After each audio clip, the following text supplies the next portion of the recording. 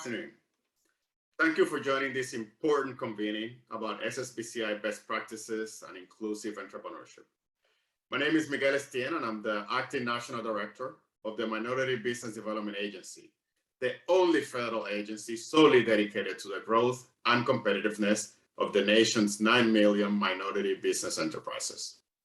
Access to capital remains the #1 impediment faced by small businesses, which is why I am pleased to see language in the American Rescue Plan reauthorizing the Small Business Act of 2010 by providing $10 billion to fund the state Small Business Credit Initiative, also known by all of us as SSBCI.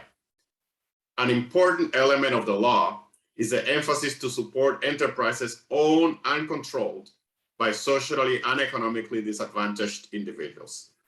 Over the next 2 days, you will hear from experts from the public and private sector. I will encourage you to discuss lessons learned and best practices from the first generation SSBCI program. Second, to explore the unique needs of our business community today, particularly after the COVID pandemic. And third, to design programs in partnership with institutions our community trusts, while leveraging the power of innovation and technology. Let me reassure you, your participation in this meeting matters. The president is committed to making the economy work for everyone. We are hopeful that as you design your state's program, you share in our efforts and focus. Thank you.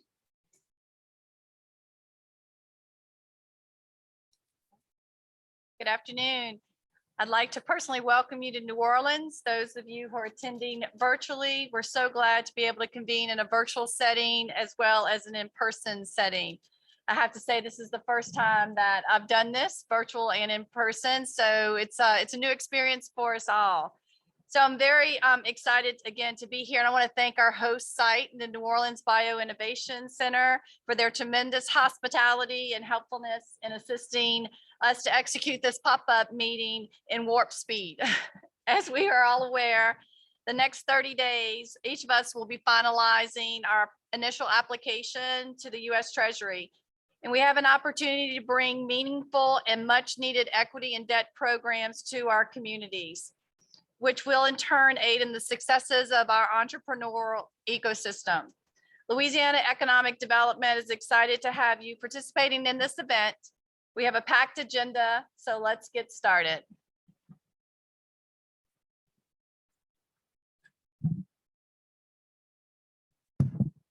Thank you, Anne. Hello and good morning, everyone. My name is David Rickster, CEO of M Street X. I'm super excited that everyone is here virtually and also in person. A couple of quick words before I turn it over to Nicola Brown for a centering moment. We are here because we have an opportunity. We have an opportunity to think big and bold. So I'm going to leave it up to the state. I encourage you all to participate, collaborate, and discuss how we can support those who are most deserving. Thank you. And now I'll turn it over to Nicole from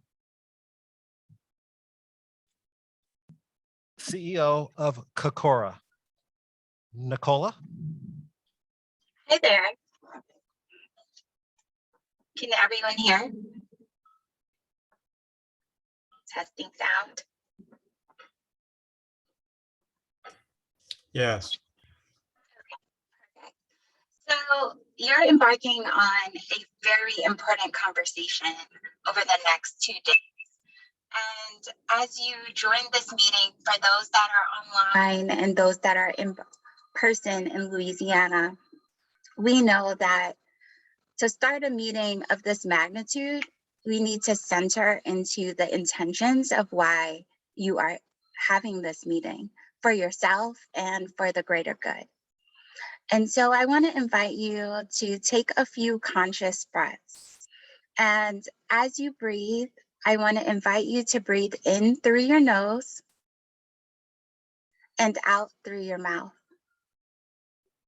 Breathing in, nose, and out through your mouth. And we're going to do what is called box breathing. And this is a tool as the conversations go on. We know that sometimes we get heated in these conversations, and our breath is a way to reground into the moment and the purpose and the intention of why we're gathering in this moment. And the way to do that is breathing in. You're going to hold. So we're going to breathe in for 4. 1, 2, 3, 4. We're going to hold that breath. 2, 3, 4. Exhale for 4. 2, 3, 4.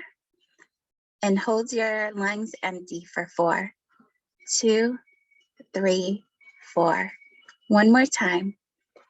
Breathing in for 4. 2, 3, 4. Holding your breath for 4. 2, 3, 4. Releasing your breath. 2, 3, 4. And holding your lungs empty for 4. 2, 3, 4. I hope that as you are engaging in the conversations over the next couple of days, you remember that at any moment that you notice that you're breathing from your chest instead of your stomach, just recentering and grounding yourself back into your breath so that you can be present and engaged in the conversation. Thank you so much.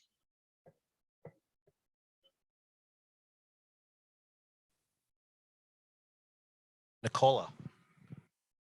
All righty, folks. Hello from New Orleans. And I know many of you cannot see us, but I'm super excited that we are all here, and we're going to just get right to it because we're a couple of minutes late. But again, this is a pop-up conference. Some of you may be wondering, what is a pop-up? Well, a pop-up is we pop in and we pop out. Understanding that we live in a very unique environment right now where we're able to be virtual, but we're also able to be in person. And just for those who are joining us virtually, we are actually in a sterilized room, thanks to our friends at Sterilumen, who has provided aerosol to invalidate COVID-19. So this is technology that invalidates COVID, and it is currently protecting this room. That being said, let's jump right to it. First on our agenda, we're going to have Tim Smith from Georgia talk to us about best practices from SSBCI 1.0 and what they're looking to do with SSBCI 2.0.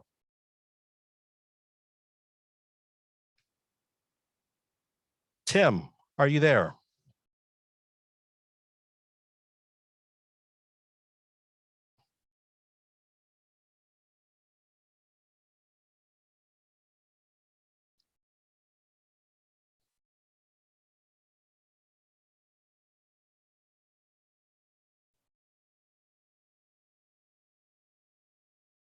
Oh, I saw him earlier.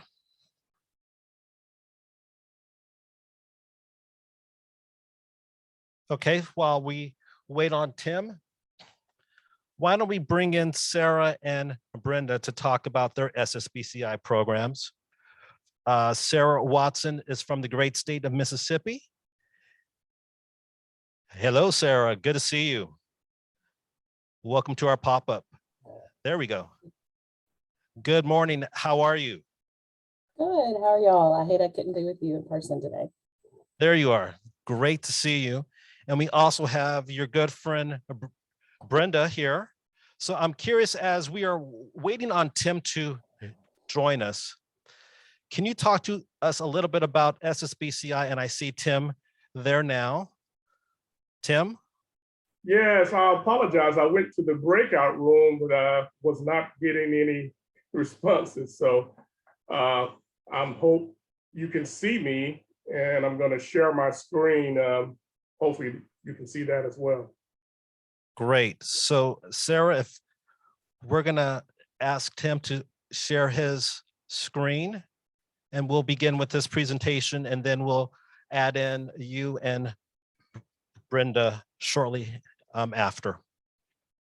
All right, Okay, Tim. Can you see the full screen, or are you looking at the slide screen? We are seeing you. You seeing me? Oh, We see you. how about now? Nope.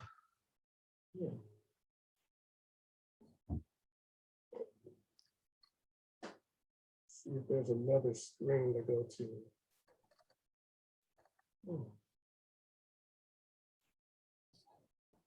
There we are. Are you seeing the full screen or just me? We are seeing your screen. We see what looks like the Alps. Prosperity is attracted by. Oh, okay, that's not the one. Okay. It is true, but hold on, let me see if I can move this over.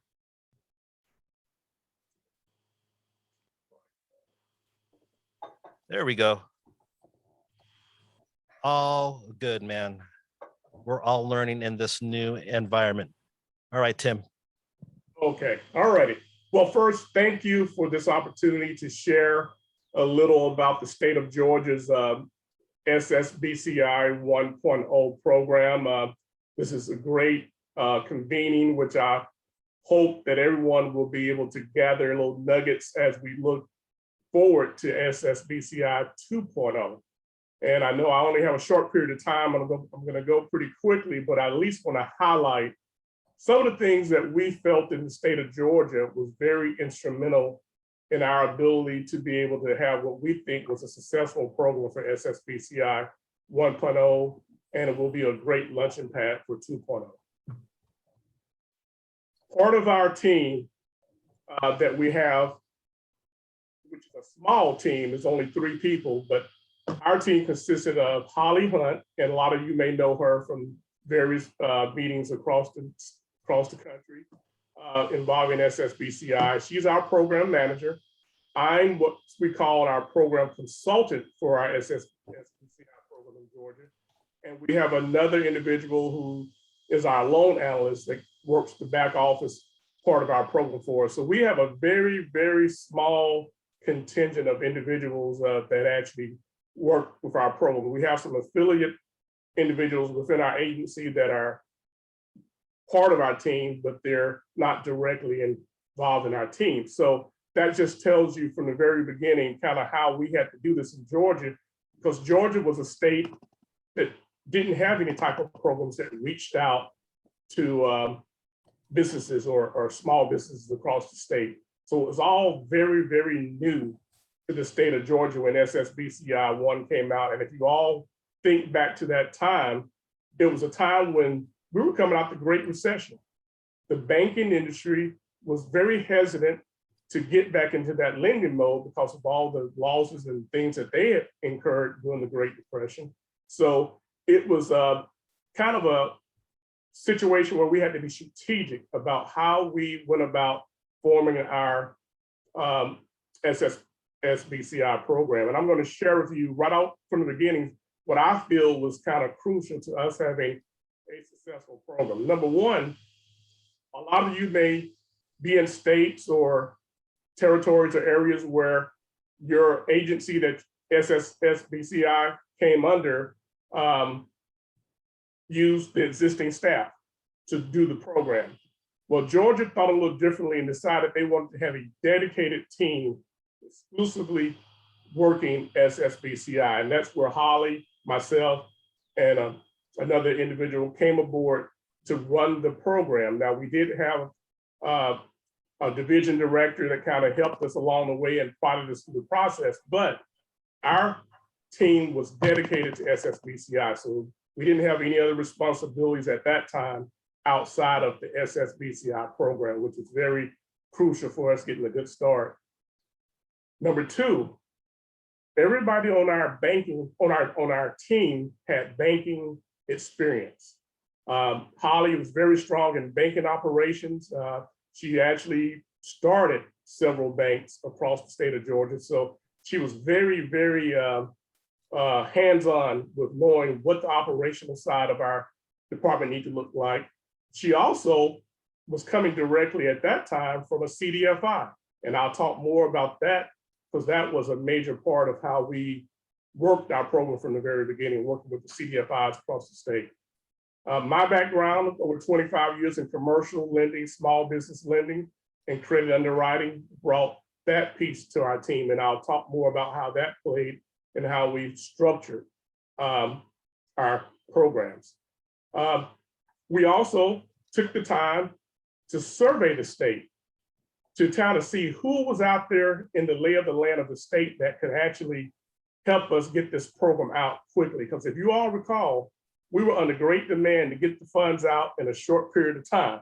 I think if you all can go back to the very beginning, you remember, I think it was a year to a year and a half. We had to have the money out the door, the full amount. And Georgia had $48 million as our total amount that we had to get out, of course, through the various tranches. But to get to that next tranche, you had to get the money out the door. Lastly, we looked at other states. One of the unintended consequences, but a great thing, was that we were the last state to be approved, or one of the last states to be approved for SSBCI 1.0. That gave us an opportunity to kind of look at some other states and see what they were doing and kind of see kind of what we may think we should do in our state. But those were very crucial steps that we took initially to make sure or to get a good foothold with the SSBCI program in Georgia.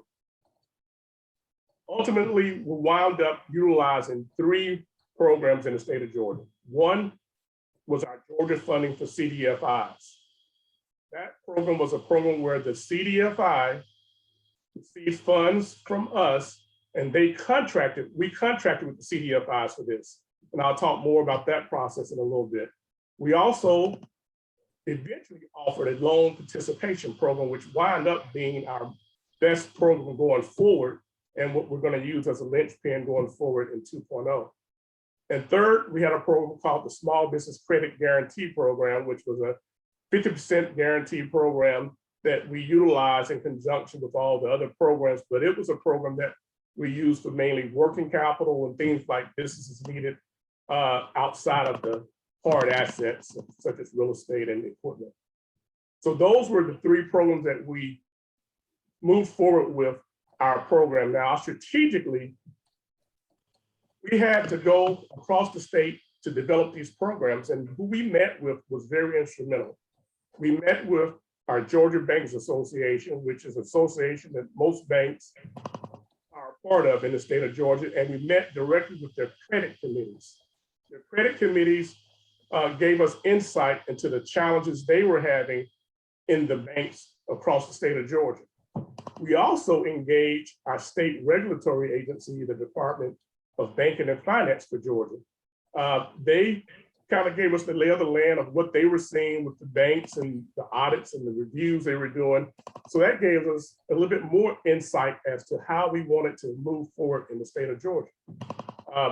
Next, we didn't limit ourselves to kind of any industry or any place that we wanted to just target that particular borrower, types of borrower. We were wide open. We decided we wanted to cover the entire state of Georgia with our program. So that was very instrumental in how we set out to go about it. And lastly, this led to what really was the most crucial part for us and got us off to a great start. And that was that we identified partner organizations, and that partner organization that really covered the basis was CDFIs. In the state of Georgia, we were able to identify 5 CDFIs that pretty much covered the entire state of Georgia based upon their footprints in their market areas. That was crucial to us getting a start because, as I said before, the state never had a program where they went out talking to banks or dealing with financial institutions across the state.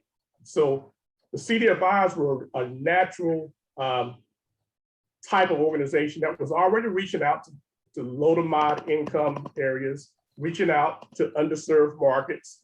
They already had relationships with banks in doing their business, so it was only natural. So we decided to contract with CDFIs. And what we did was allocate, or quote unquote, allocate up to $20 million of our $48 million that we received to go to the CDFI program.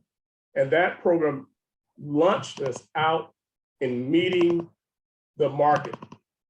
We didn't have that ability to do that if it was not for the CDFI. So they played a crucial role in us being able to quickly mobilize and get SSBCI 1.0 established out in the ecosystem of banking and finance. Next, one of the crucial things that we engaged within our program, knowing that we had a limited staff, limited people to work, we decided to go with what we call a delegated lending underwriting model. And what that basically means is that the CDFIs, the ones that were doing the loans, they underwritten the loans based upon their underwriting. We reviewed their underwriting and approved the underwriting based upon our guidelines and SSBCI policy, but they were responsible for underwriting the credits. The same with the financial institutions that became a part of our program. We did what we call a vetting process on the front end, where we would approve a financial institution to participate in our SSBCI programs, and we would have them actually do the underwriting as they normally would. So the heavy lifting from an underwriting standpoint was handled by our partners that we were engaged with in the SSBCI program. Now, I was able, based upon my background and my experience, to review the documentation they sent along with our required SSBCI documentation for approval to make sure it fit the guidelines and make sure the underwriting was sufficient and we agreed with what their assessment was. And that really helped us to move forward with a minimal staffing, but also move forward without having to do that heavy lifting of underwriting each and every credit that came into our department or that was submitted to us on behalf of our partners. Very important. We also had the thought, we want to have a sustainable program. We want to be able to sustain this program going forward. Now, one of the things that happened with that, we were able to affect the CDFI ecosystem and provide a way for us to move forward even after sunset of the Treasury oversight in March of 2017. Our loan participation program was a linchpin for us for moving forward and keeping that in place. Right now, we maintain the loan participation program and our guarantee program after sunset or the Treasury oversight ended in March of 2017. And those two programs, we've been able to sustain going forward with revolving funds as they're coming back in. The Georgia CDFIs benefited greatly from our approach as well. What we did and what our contract stated with them was that the funds did not come back to the state of Georgia. The funds that they lent out, that they utilized, stayed with the CDFIs in their markets. They were able to utilize those funds once the program ended in March of 2017. The CDFIs were able to unrestrict those funds on their balance sheets, which enabled them to be able to attract additional leveraging and additional funding for the CDFIs. And if you ask any CDFI that participated in the program in the state of Georgia, they will tell you that that was a linchpin to them in having significant growth and looking at the growth of our CDFIs across the state. Now, I know a lot of states do not have or may not have had CDFIs that encompass their entire state.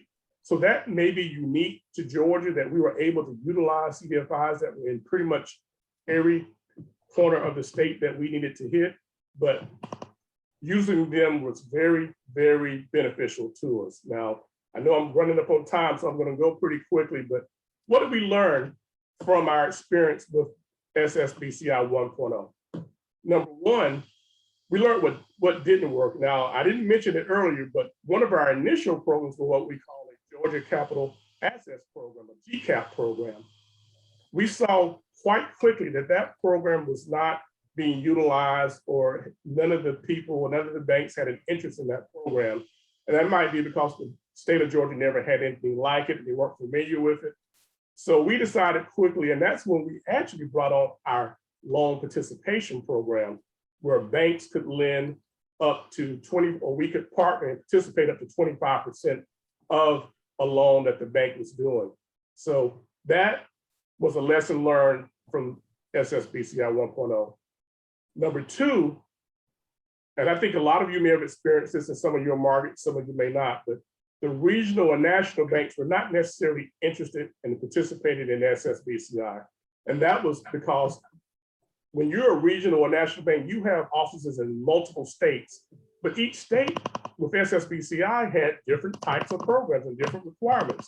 So it was kind of a nightmare scenario for the big banks or the regional banks to get involved with SSBCI. So we learned that pretty quick. But we figured out the little niche in our state was our community banking system. Our community banks embraced the program. They saw where they could utilize our program to help them overcome areas that they would not be able otherwise to lend to small businesses, especially in the low to moderate income areas or in areas that they just did not have an incentive or a way they could feel like they could get comfortable with getting with some of those deals. So they embraced the program, which tremendously helped us out. And again, the CDFIs were already knocking on those doors. So when we went out as a team and personally addressed those community banks, we were able to pick up even additional lenders within what we call our approved list of lenders for the state of Georgia. So that was one of the greatest lessons learned for us. And I'm going to get ready to close, but I want to quickly share other tools that we had the opportunity to use within our state. We in the Georgia Department of Community Affairs also house what we call our GIS department. If any of you know about GIS, they're all about geographical location where things are happening, but we were able to supply them with data that we collected on our applications to kind of give us a better view of kind of how effective we were being, what areas we were targeting, and actually mapped it out across various genres of different things. And one was ethnicity, loans by gender, loans by veteran status. And I'm going to show you, might not be able to see this too well, the mapping that they were able to do to kind of point out to where we were effective and where we had made inroads. And of course, there's always room for improvement, but as you see from these quick screenshots of these maps, it's a great tool. It's a tool to help us see if we are being effective in our ecosystem across the state of Georgia with lending to various groups and recipients of the funding. This all worked out really well, and we know for 2.0, we have a lot further to go, and we got to be a little bit more ambitious in how we approach it. But just to give you a quick rundown of our results for 1.0, we, with our 48 million total allocation, we were able to pretty much hit about 85 of the counties of the 159 counties in Georgia with loans through the program. Now, from this map, you can see there's a lot of white spaces, which tells you we have a lot of room and a lot of effort to go for SSBCI 2.0. But as of 6/30 this year, of the 48 million with revolving funds, it became $68 million of SSBCI investment. We were able to do 635 loans and leverage that private investment of up to 358 million, creating 5,800 jobs and serving, as I said before, about 85 of the counties in Georgia. We feel that that was more than we had thought, but less than what we know we could do and what we're going to do in 2.0. And lastly, just to kind of give you some thoughts, we're going to maintain our participation program, Georgia Loan Participation Program. We're going to maintain our guarantee program. And we most definitely are going to partner again with our CDFI network within the state of Georgia for 2.0. And lastly, we're going to this time look at adding a venture capital component, or what we call a Georgia Equity Investment Program, that we're still working out the guidelines as we get the final guidelines from Treasury on that piece. But we're looking forward to affecting the ecosystem again. We know this time we have the SEDI businesses that we need to make sure we are getting out to them, touching them, and finding creative ways to meet those needs. And some of that will be done with our additional partners, such as the MBDA, the Georgia Small Business Development Center Network, and of course, our CDFIs with the TA money and the funds that are coming down the pike. We hope to utilize that to help us prepare and engage the SEDI segment enthusiastically to get them prepared to receive the funding that we have available for them. So again, I want to thank you for your time. And of course, if any questions later, I'll be here to address any of those. Thank you. Thank you, Tim. All righty, so now I would like to pull in Sarah Watson from Mississippi and Brenda from Louisiana to briefly talk about what Tim just shared, understanding that you both had guarantee programs. Is there anything that stood out to you on Georgia's program that was different from your two programs? And also just curious, what did you learn from SSBCI 1.0 that you plan on leveraging for 2.0?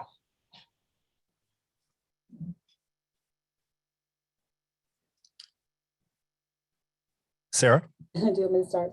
Ours was very straightforward and simple. We had received the minimum allocation from Treasury, and so we were intending to administer it in-house. We did not go out and identify, or didn't go out and bring in additional staff to administer the program. So that was a little bit of a different approach, but we did just the loan guarantee program. We worked with the banks to develop some guidance, and we made some tweaks along the way with feedback from the bankers. From a lessons learned standpoint, we've continued to do that and actually have had some very productive conversations with the Bankers Association, and then a small group of lenders who used the original version of the program, and some who didn't, who looked at it from the outside perspective of based on the guidelines and the application and things like that we had in place, of some suggestions that they had that we will look to incorporating going forward. We do anticipate making a few tweaks as we move forward. We are planning to stick with the loan guarantee program and add additional funds to it. We did have to pause our program for a period of time to let some of the guarantees on the books roll off because we had a couple of losses. But it is active again, and we're looking to increase the funding there, and then also pursue a VC program. And so that's one of the things I'm looking forward to today, is hearing more about VC programs and how we can structure ours to be successful. But from a loan guarantee standpoint, we didn't have the staff in-house to do full underwriting and things like that. We relied on the due diligence of the lenders that were participating. We vetted them and then relied on their documents as much as we could, tried not to create additional burden for the lenders. We had a basic application form, but then the documents that they were generating as part of their process, we took those, to supplement our package, and tried to keep it as simple as we could, and also tried to provide a quick turnaround to them, because that allowed us to fit for them as an option for some of the loans that maybe they wouldn't go the SBA route, or some other programs out there. We had a pretty good niche there where it didn't make sense for the size of the business or the loan to get into the fees and the process and the time involved with an SBA guarantee, that they could come through our program in a pretty quick turnaround. And we did not charge fees, and so that was also something very attractive to the lender. Thank you, Sarah. Well, one of the things that we did in Louisiana was that we also, like Tim, we had a small staff already. We had a loan guarantee program already in place. We had venture capital already in place. And like Tim said, when the money came, you hit the ground running. And so we didn't have to take the time to create additional programs. We already had programs that were already in place. And the SSBCI funding couldn't have happened at a better time, because it was at a time when the funding from the state was not going to be coming in to help us to support those programs. So we then had the opportunity to put our dollars into our respective programs. We got $13.1 million. We dedicated 8.1 to our loan guarantee program that had been around since the early 80s. And then there was the venture capital program. We dedicated $5 million to that round. The lesson learned for us, lessons learned was that we needed to do a better job of marketing our programs to the community bankers and not rely on the marketing to our national or regional banks. The community banks really embraced our program. We increased our involvement with them, and so it was kind of a win-win for them. We too engaged our Louisiana Bankers Association. In fact, our agency, Louisiana Economic Development, that's subset or the section is the Louisiana Economic Development Corporation, or the LEDC, which is almost misnamed because people think we are a corporation, but we're a state agency. So we still have some barriers to some things that we will still have to overcome in order to move at the speed of business to service the small business owners in the community. But marketing was a key piece for us. We came into SSBCI with some with not having as much of an impact in the banking community as we needed to have. So we then shored up our marketing efforts. We increased our visibility. We didn't increase our staff, because as I mentioned, we're a state agency. And so, but we have a very capable staff when we still have the same staff that we had in 1.0. What we intend to look at for 2.0, we're still going to continue with our loan guarantee program. We are going to continue with our venture capital aspect of it, probably more maybe allocated to that side. But on the debt side, along with the guarantee portion, we're going to be looking at possibly the collateral support program is what Louisiana will be looking at. It's not final yet because like the rest of us, we're still waiting on Treasury guidelines, but we're anticipating that those are the breakouts, and there may be some variation in that, but that's what we're looking at. Thank you. I'm just curious, Brenda and Sarah and Tim, please chime in here. Understanding that your states are going to receive, upwards of 5x the amount that you receive with SSBCI 1.0, and also hearing from the three of you that marketing can sometimes be a challenge. And let's also couple that with the fact that there is, the CARES Act that came out in 2020, part of which reauthorized SSBCI 2.0 with, 10 billion. There's a lot of money out there right now, right? So I'm curious from the states, and, I don't want to just limit this to the 3 southern states that have just been talking, but I'm curious across this great nation, we're flush with more capital than we've ever seen. Absolutely. So what are your plans in deploying this money to communities that are in most need? So SEDI, underserved, et cetera. Because I think a lot of states, there's a tension here. There's a lot of money. There's a whole lot of money. What are you going to do? We didn't have the time to take an assessment of the state to see what we could do to get that. Because like we said, we were trying to get the money out to help small businesses.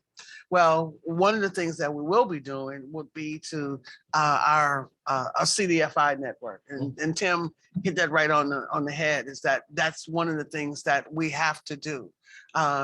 With 3.5 people on your internal staff, it's not possible to be that far reaching as what we need to be throughout the state.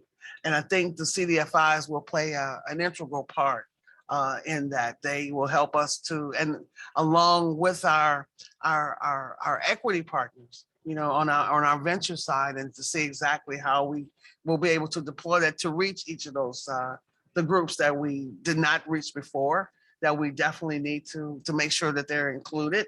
And I think that's I know that's something that that's high on our list. Thank you.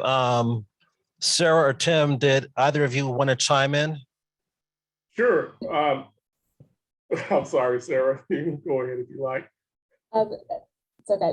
We anticipate working with the CDFIs pretty closely as well. Mississippi has a large number and several that are statewide, and so that is a goal of ours, and we need to do a better job on the marketing standpoint, and the Bankers Association has been helpful with that. And then we've been trying to reach out to several other partners in the state to move towards that. But you're right, it's a huge task. Yes. Mm-hmm. Yeah. From the state of Georgia's perspective, the CDFI network did a great job. However, what I've noticed, and what even the CDFIs would tell you, a lot of times the type of people, the type of businesses that we need to reach aren't prepared to receive the funding. So this TNA component is going to be very important, how we target and go after and make available to businesses that are ready, but not quite ready. So we're going to have to get in front, and we already are thinking about ways in which we will utilize, or ask our CDFIs as well to utilize their additional TNA side resources to be able to prepare those type of what we call SEDI businesses, or businesses that are in areas that otherwise we have not been able to reach. We know from our GIS mapping, there's broad areas of the state that we didn't touch. And some of that is probably because the people or the businesses in those areas were not prepared to receive the funding from the local community banks that were in the area, and just didn't have access to the capital. So we're going to make a concerted effort. And number two, in Georgia, this go around, we're going to look at utilizing the VC market, the venture capital equity investment component to our approach in reaching a lot of those types of businesses through that program. Thank you, Tim. Steve, I see you there raising your hand, and I know you had a comment as well, please. Yeah, thanks. Thanks, David. Tim, I couldn't agree with you more on the technical assistance piece. In fact, we were on a call with the Kansas Department of Commerce this morning talking about the significant advantage that will bring in helping underserved populations and markets, bringing the technical assistance to. One other thing that we're kind of like everyone else, the first time around where everyone was kind of scrambling. This time around though, we are, and we're going to talk about it more, so I don't want to talk too much, or Imogene will kill me if I tell her share everything. But one of the things we're doing is we're separating out both our loan and equity, diversity, equity, and inclusion piece, and targeting specific experiences and how we do that, like we have been trying over the kind of in the gap years of SSBCI. But I do think you're right that technical assistance component can be a real advantage in doing that. The other thing that we did things a lot like Georgia. We had certified development companies we worked with. One of the things, and we used, I think, 4 or 5, but what we are looking to do is expand the number of partners. We now have over 70 administrative partners who administer loans for us across the state. And our goal is to increase the number of those partners at the community level that are helping vet deals, because we think it'll increase deal flow, but also give multi-layers of due diligence. Thank you, Steve.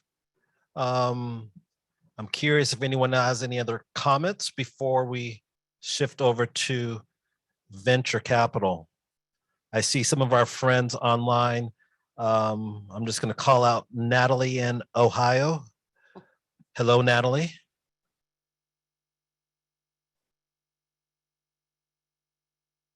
I also see some folks from Kentucky. Kylie, hello.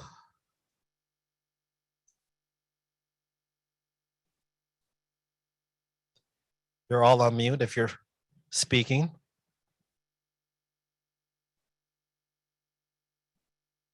Again, the joys of being hybrid, friends. All righty, well, if there are no more comments, let's shift over and we will have an opportunity again to discuss other debt programs from California. Pardon me, CEO. This is Cheryl Bostic from Virginia. I put a question in the chat box, but perhaps that's not being monitored. My question was, is anyone working with institutions of higher learning or perhaps HBCUs to reach SEDIs or considering that for a technical assistant?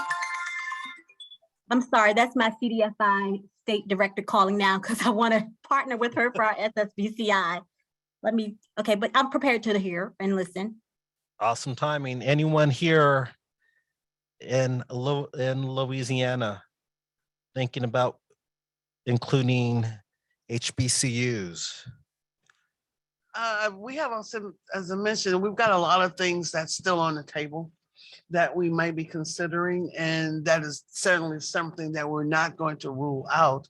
But we've not right now. We're just thinking program design, and once we get moving on our application, we still have an opportunity to see where we may be able to carve out a space. We certainly would want to involve the HBCUs and others in our program. So I can say yes, that's a consideration. Thank you. Tim or Sarah? Well, in the state of Georgia, we've already had meetings with what we are going to utilize from our BC component, but in that BC component, there are going to be subgroups, and some of them will involve HBCUs as far as entities that can come and look at getting BC type funding through our program. So that's something that we have definitely put on our radar, and we're looking forward to actually where that will lead for us.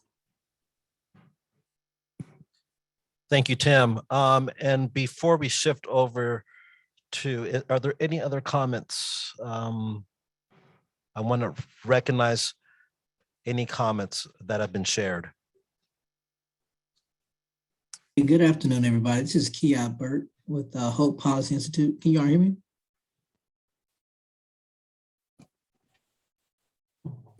Go ahead, Sandy. So that might not be her. I think it's on now. Okay, great. This is Sandra Moore from Advantage Capital, and I'm in the room. Hello, everyone who's virtual. Hello, everyone in the room, if I haven't said hi already. I would love to hear from everyone here. I guess we couldn't hear from everyone. Let me ask the question. I'd like to hear some back from some who would say, I would never do this again in SSBCI 2. Sandy, we would never. Just fill in a few of those blanks. Brenda, I'm going to pick on you. Yeah, you hear me thinking. Because I have a couple of thoughts.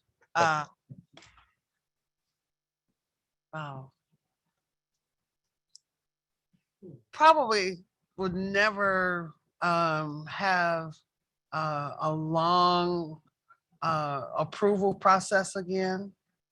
And that was really, I cheated a little bit because we did shorten our approval process. By being a state agency, we have a 10-member board that's appointed by the governor. And so our loans that were over a certain dollar amount would go before the board of directors. And we didn't have a mechanism for a shorter, a smaller loan capacity. So we developed, we had an internal loan committee that would see loans that were under 300,000. Then we found out that I think it was 250,000 maybe. And we saw that our loan capacity, our loan request was getting to be a little bit larger.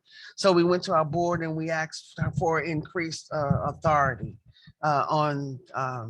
with our commitments. And anything over 500 or 600,000 would then go before our board of directors, which meets once a month.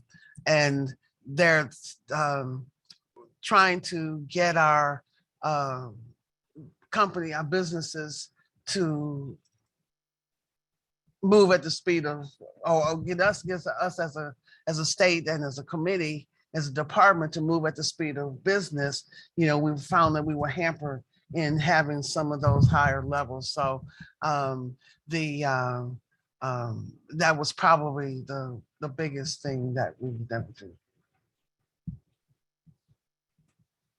So as a former outreach manager and from working with many of the states, I would say something that Tim alluded to earlier on was capital access programs, or CAPS.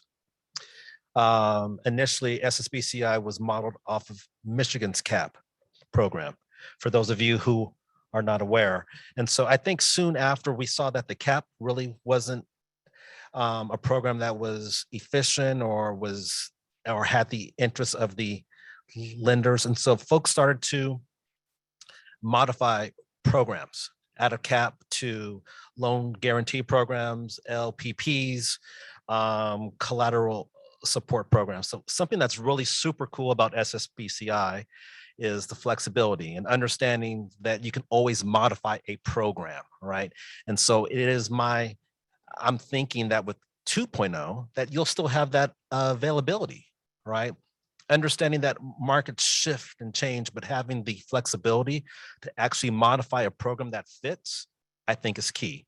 And so that's what makes SSBCI so impactful, because every state has its own opportunity to design a program that fits specifically within its own locality. So understanding who your ecosystem actors are and really gaining the support of the banking community, understanding, and this is on the debt side, Sandy, understanding like what's really working, right? Because we're in a different environment right now, right? This is a very interesting time. So going back to, there's a whole lot of money out there. Guys, there's a whole lot of money out there. So understanding, what the small business community is looking for, right? And understanding patient capital, right? I think we really need to understand, those credits enhancement programs that maybe are not the best type of programs for the SEDI population. David. And I'll stop there. Yeah, David, Tim. You hit the nail on the head, because what I was going to comment to never doing was never not be willing to reevaluate and refocus and restructure on where you're going. And you hit it on the head that we did have to make that decision early on the GCAP program for Georgia at the time. And that forced us to look at an alternative, which was a loan participation program, which wound up being our most utilized and best program going forward. So you never be willing not to make adjustments.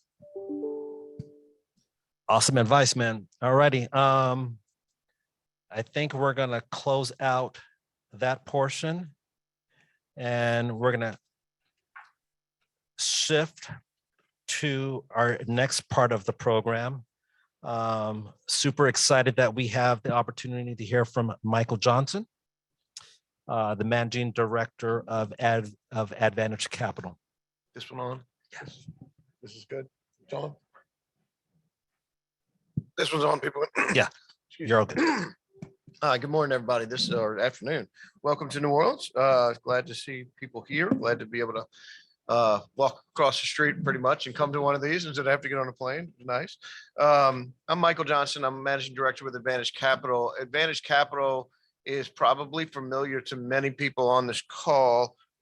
We've worked in the state economic development space since our founding back in 1992. And our role is really working with state policymakers and really since the early 2000s, federal with the new markets tax credit program in designing incentives to drive capital to places that traditionally haven't had capital and trying to come up with solutions to solve capital access problems in certain communities.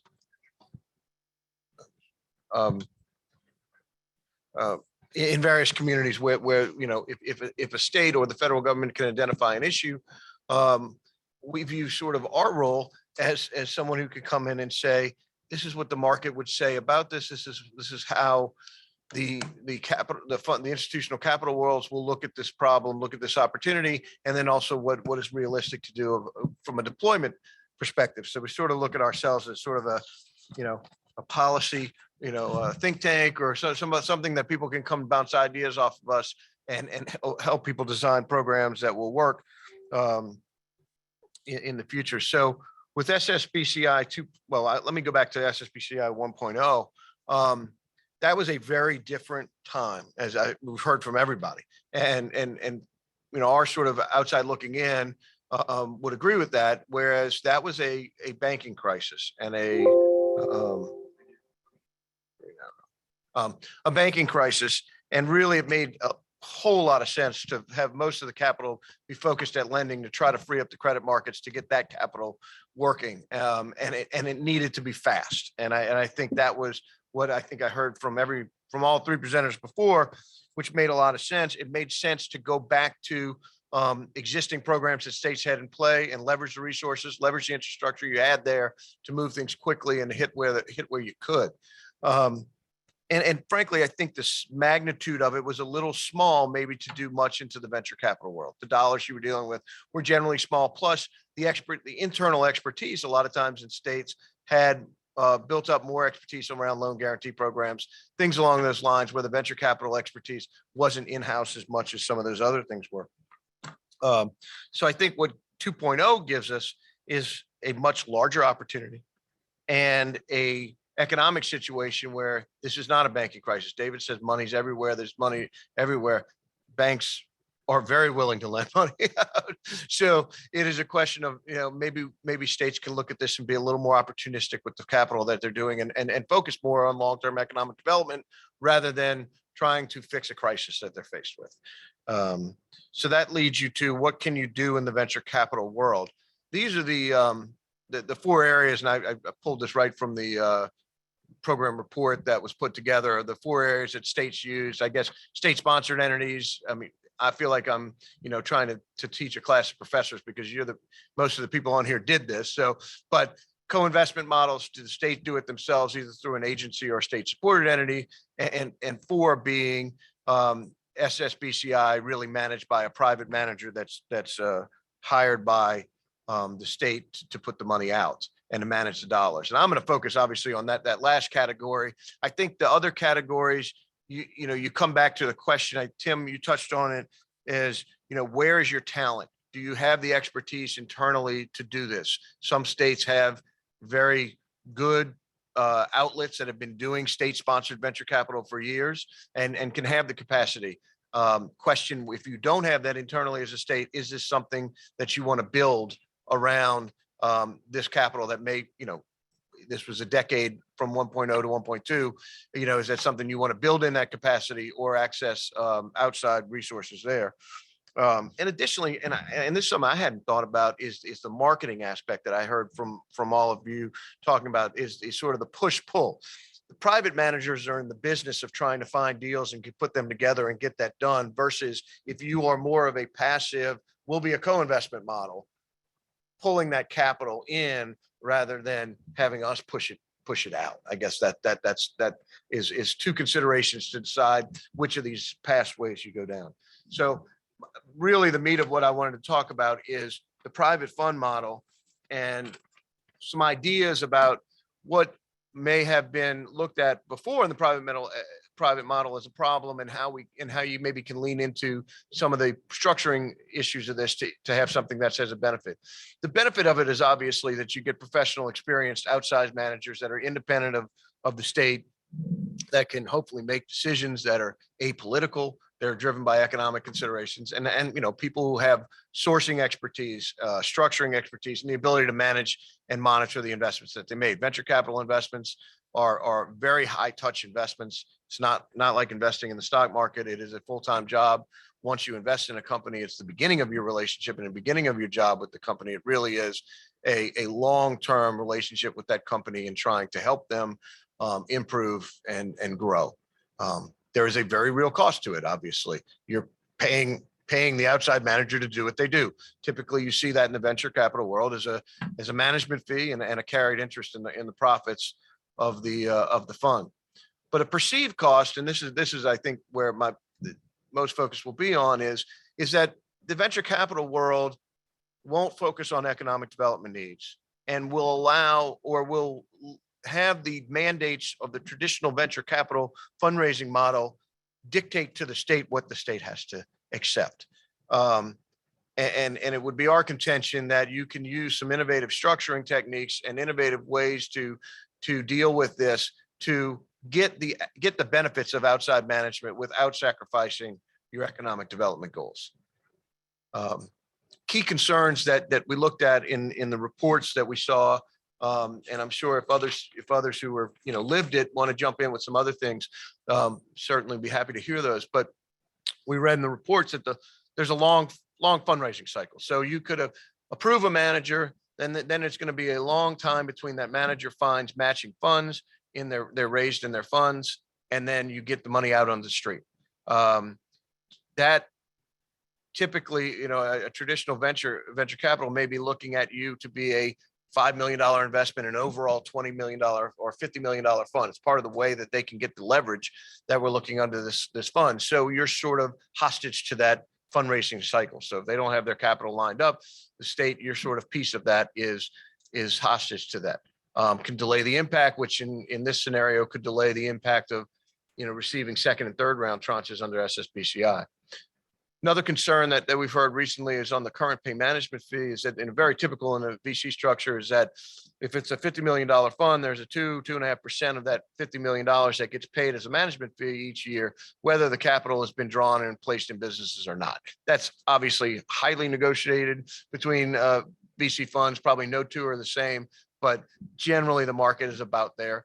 And this conflicts with the overall, sort of SSBCI push of we want to lower the administrative costs and want more money to go out to the actual companies you're investing in. And the third is basically you're sacrificing economic development focus. The response usually is, if we're going out to the market and raising limited partner dollars to match with yours, we can't tie those funds to the economic development goals of the states that we're dealing with, because that capital is going to chase the best opportunities they can find. They're in it purely from a financial resource, purely a financial returns perspective. And to lock down that capital and put restrictions on that capital is going to hamstring that so that they won't co-invest and you won't be able to meet your leverage things. So again, you're sort of hostage to the typical fundraising structure that would hold you back and have the general capital not be specifically targeted to a state. So we've seen in some states where if you make an investment, and let's put it this, there is 50, well, maybe not 50, but I mean, however many states did the venture capital program, there are that many examples of what happened. So there's different, that one size is not going to fit all, but some states will have, for instance, we'll put $5 million into your fund, your $40 million fund. Here's the condition that $5 million gets invested in my state. Okay.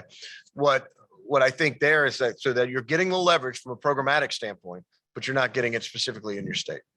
And then also in some of the reports, just losing the ability to sort of track and trace where the investments were made, how did our capital directly go in there, where did the leverage come back in, what were the job impacts, what were the fundamental impacts in our state? Because as a traditional venture capital manager, these things are not in the forefront of what they do. They are investing in companies, finding companies, and trying to make them successful. They don't have that background of, we have to actually have an economic development focus here. The things and the impact that we're having through our investments are important to track and to quantify and report on. So how can we solve this? And a way to do it would be to twin a first loss funding structure with a preferred return structure for outside capital providers that linked returns to meeting programmatic goals. So I actually reading it through this, I saw it looked like New Hampshire had used a little bit of a first loss funding structure in 1.0, which would basically say that outside capital providers meet the overall capital a certain dollar amount, but they get their capital returned first over the state's fund. And what that allows you to do is, I would say, twofold. One, mandate that you have capital show up day one to match it and short down that fundraising cycle. Two, allow a state to insist that they want all that matching capital invested in their state. There is the preferred return concept is a way to look at and say and tie outcomes to goals. And those outcomes could be, do you want capital invested on a fast timeline so that you can, well, actually, I got more, I'm sorry. I got more detail in the next one. First loss position, let's go through this.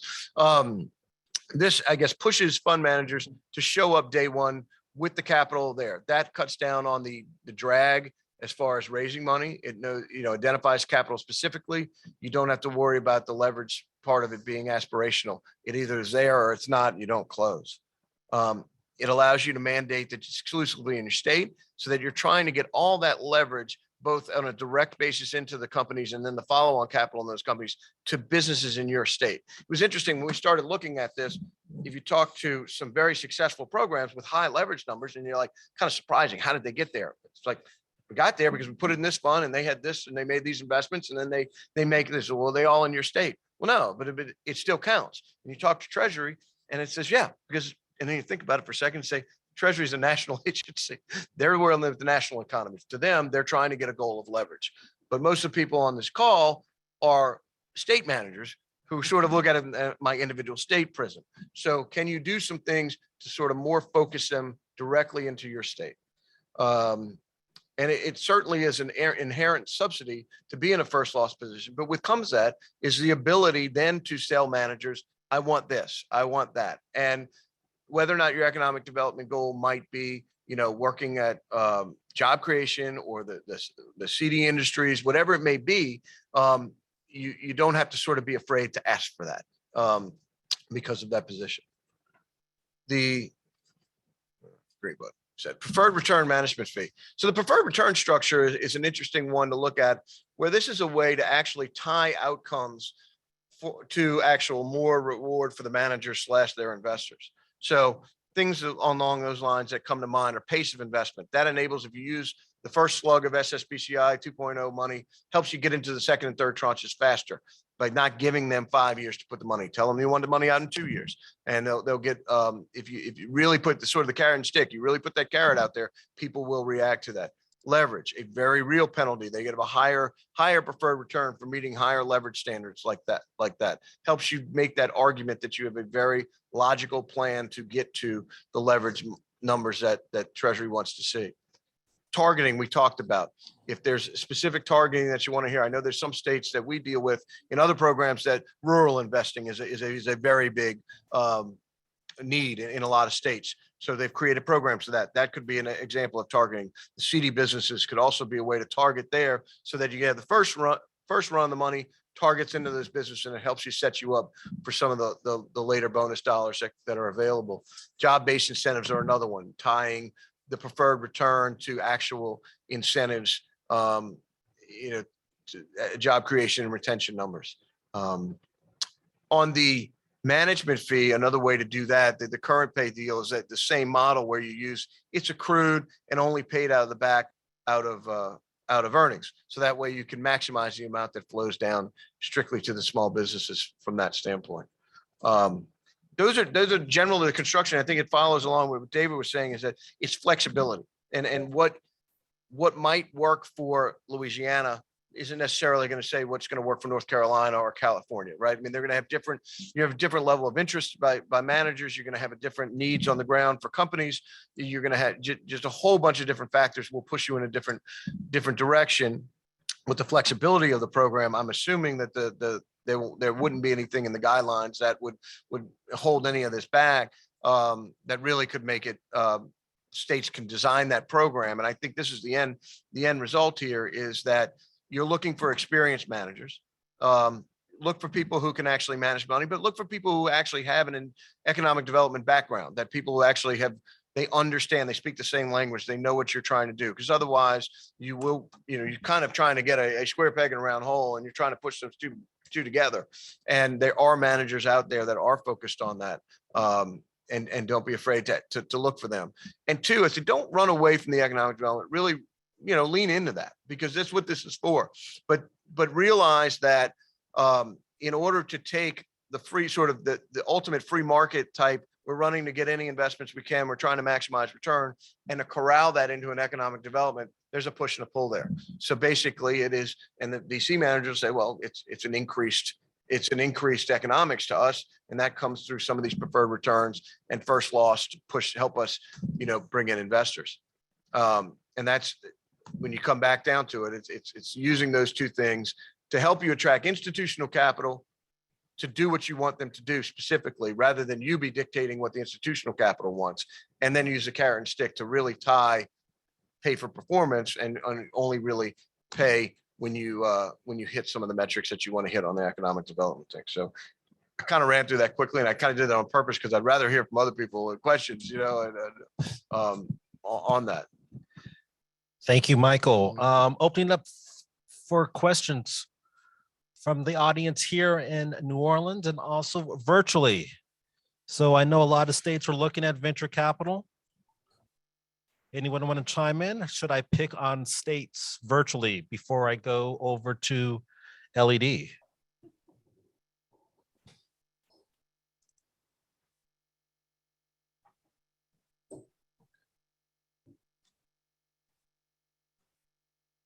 Steve, I see you there. I see your face. So there we go. Thank you, Steve. I can always count on you.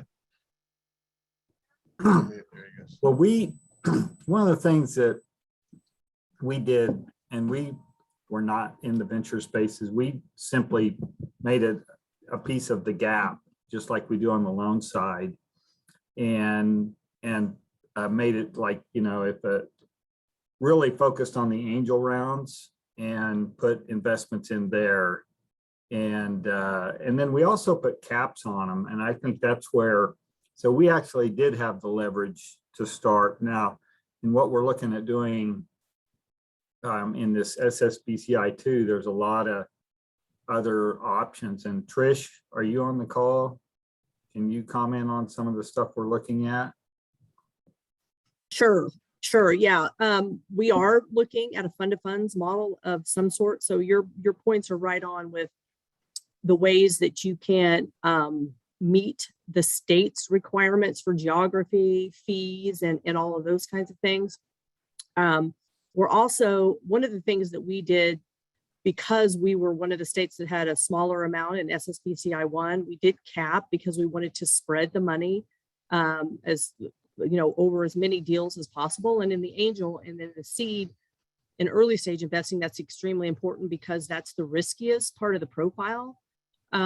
We didn't allow for follow-on investments, and we have some deals now in our portfolio that are getting ready for Series A financing, and SSBCI 2 will be a great way to leverage those dollars into some follow-on rounds now that the more successful companies have come to the top, and we'll be able to leverage those monies and get into those deals. And we'll have some more money than we did the first time to do that, because we were limited. We only put $3.5 million or so in our venture side. So we're looking at capitalizing on having a little bit more money for venture this next go round. Yeah, So we started with 2.6 because Treasury didn't quite trust us yet. Then we did such a good job with the 2.6, they allowed us to move up to 3.9. Since that time, we've done about we've done a total of about 5.5 million. it's closer to 6 now, but we really don't have any money left in our venture side. So we're looking forward. The timing is really good for us for SSBCI too, because now we'll be able to follow on, like I said, to some of those. And we will still put some of those early rounds. That was really important, especially because Kansas has a lot of rural areas too. So some of the smaller amounts, getting people started. And we did make sure that we were the last money in, the money was already in, and we were kind of that last little piece. Or if companies were willing to oversubscribe a little bit to get our money in, that way we got the leverage. So our leverage numbers are really, really good in that respect. Thank you, Trish, and it's good seeing you from Kansas City. Any other Glad to folks be want here. to? I'm sorry? Glad to be here. Yes, we are glad to have you. We are glad to have you for sure.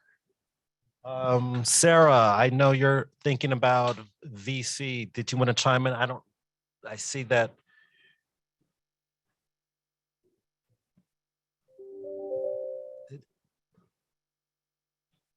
Okay.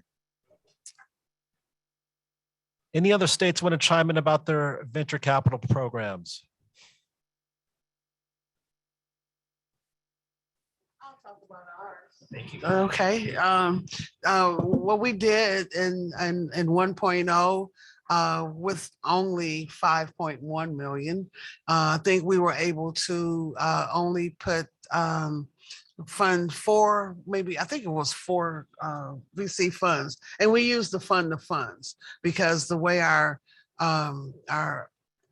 statute is written and the rules for our program, we did have the seed capital and early stage programs. In fact, one of our, I'm going to say our poster children, New Orleans Startup Fund, will be here on tomorrow in talking about the success that they have had. There were a couple of the funds that are structured as evergreens. So whatever comes that was placed into the companies that they invest in, they'll be able to keep that and further grow their operations. 2.0, the gentleman that's sitting to my right, Josh Flagg is here, and he is along with our internal LED team. We're still trying to flesh out exactly, how it's going to look for 2.0. We do know that there still is going to be the seed, the early stage seed, and follow on. Dollar amounts are still, we're not sure about, but there may be some additional twist to what we might do. But, we that's what our intentions are. And Mike, we did use the first loss, which I'm pretty sure that was very beneficial for us because we want everybody to make sure that they've got skin in the game. And that way, if they've got the first loss, if their money is there before we put our money in, then you can go ahead and take off and start making the investments. And we found that was very beneficial for us to do. I think the magnitude of 2.0 and the size of what states you're going to get, combined with the fact that you don't have a banking crisis to try to help solve, Right. Should give you some opportunities to even do more than you're dealing with $5 million. You're sort of limited to what you can do. Absolutely. When you're dealing with 25, 30, 40 or so, you begin to start having some different approaches you can take. Actually, you can do them all, but you can sort of do a bunch of different approaches. Right. Want to add anything? Yeah, so as Brennan mentioned, I'm Josh Flagg, also with Louisiana Economic Development, and I joined the team. I've been on the team for 9 years, but I joined the team in this effort a couple months ago to help design the venture capital program specifically for 2.0. So I wasn't involved at all with 1.0. I've been spending some time coming up to speed on what was done during that program. I appreciate your presentation, Michael, on some of the thoughts around the preferred return piece, the first loss piece. I think we're of a like mind in a lot of ways. I mean, we're trying to figure out how we incentivize funds from, for taking these dollars with very little administrative fees, management fees, carried interest, whatever it looks like.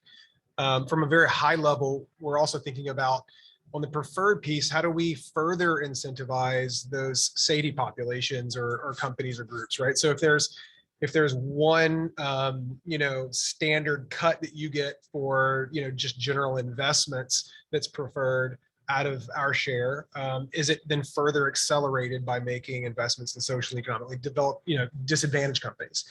So, further incentivizing again. Yeah, to keep and an eye towards that's the sort of model of what I was talking about is that don't be afraid to put that out. Yeah.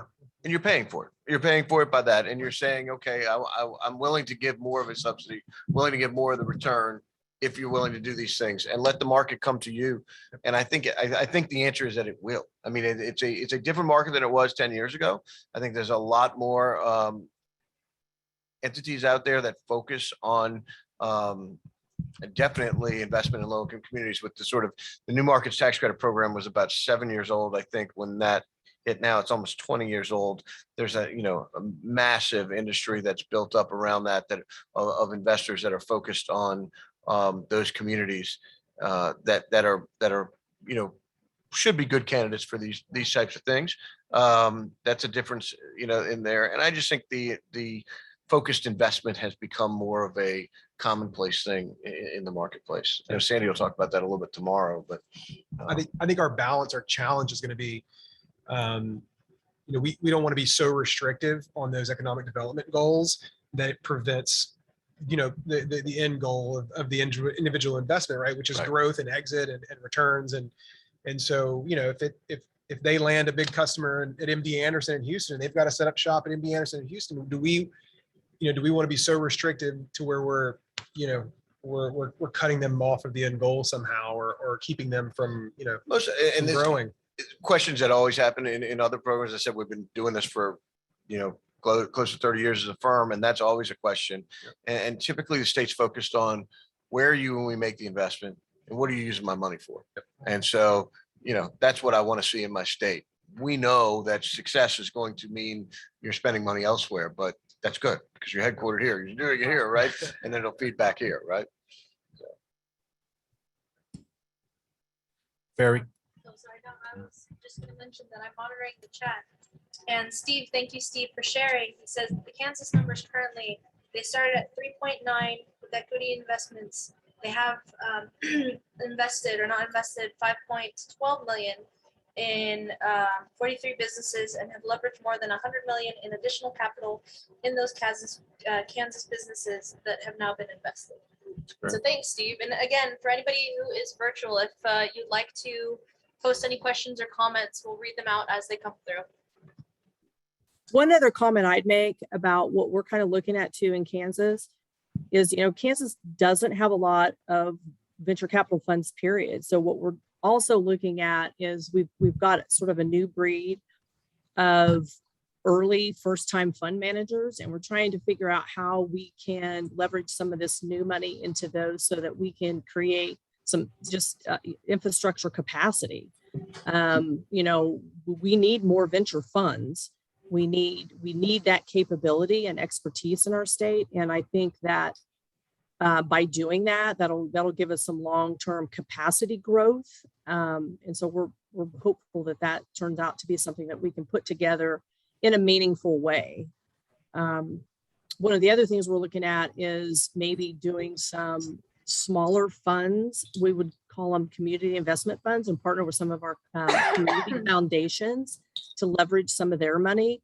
And those we would help those folks manage those on a local level to impact those specific communities in the rural parts of our state.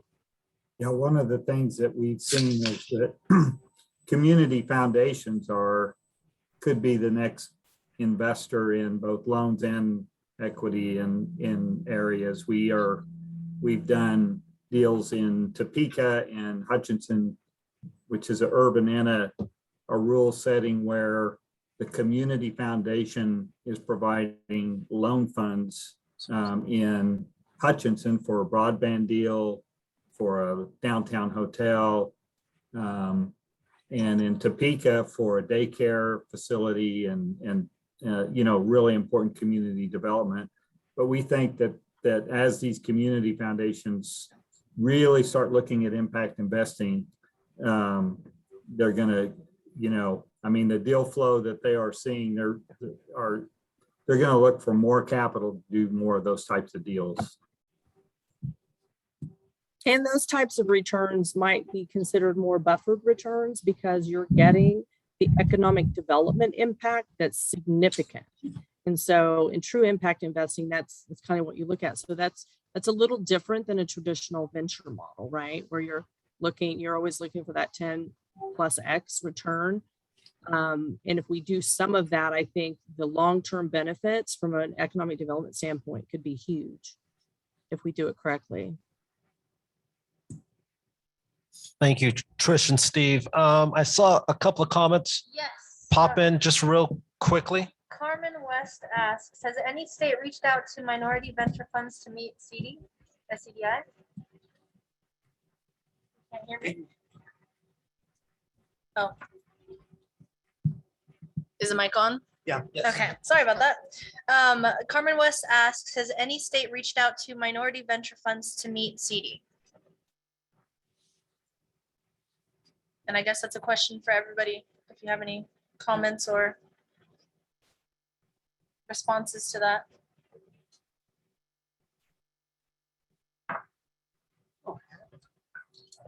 I'm going to take, since there's no one commenting, then that's a no. Carmen, I see you there. Do you want to just chime in just real quickly? They're on the back counter upstairs. Well, hold on one second. Walt. Sure, that wasn't me, but sure.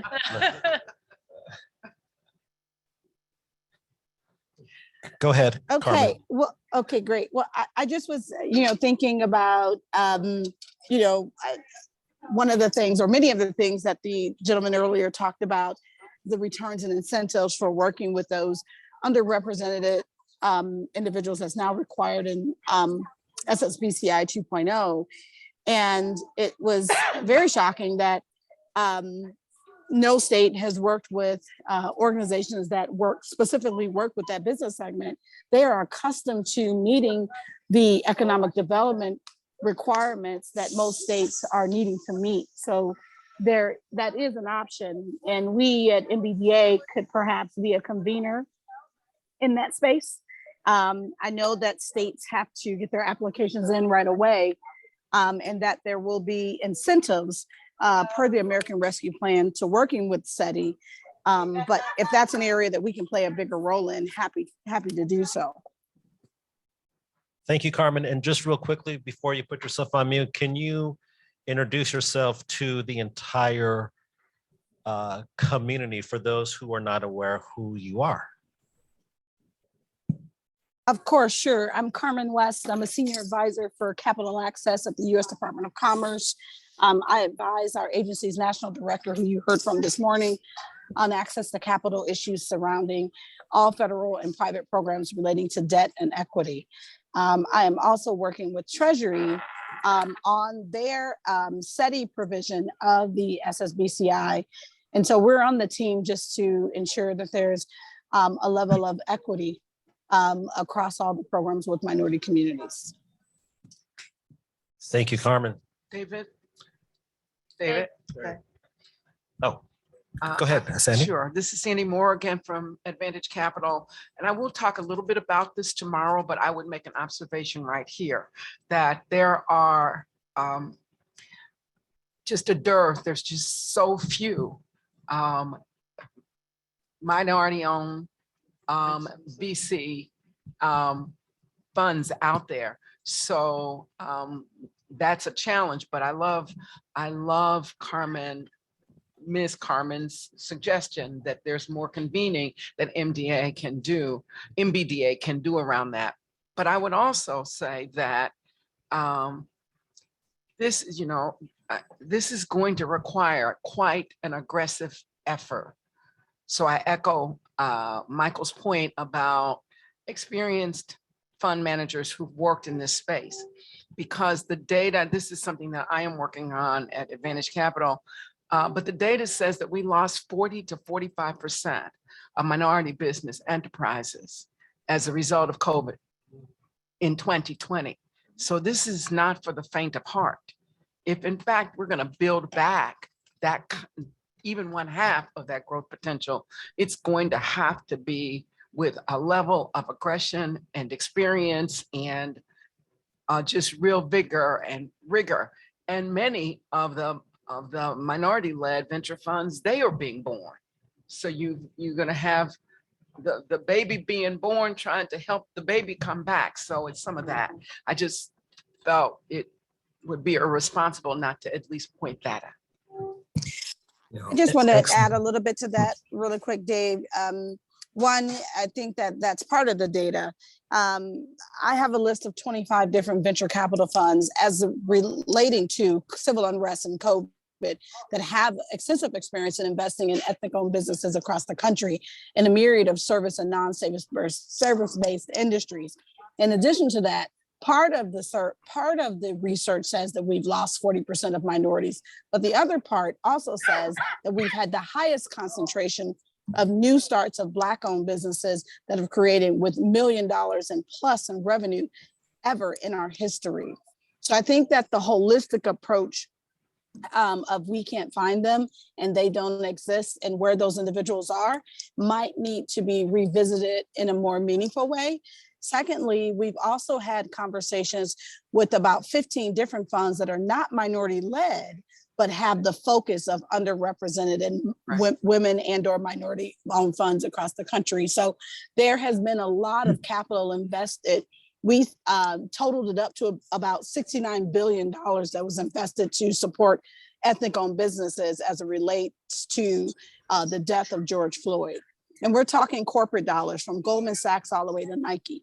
So there are dollars that are already going into those communities that are already being invested past the Series A side. So I think that perhaps maybe we as a convener, being the only federal agency that's designed to grow and expand ethnic-owned businesses, maybe this is where we may come in and play a bigger role in helping you identify and giving you the background on those funds so that you can potentially select them to participate in your programs. David. Excellent point. Steve, please.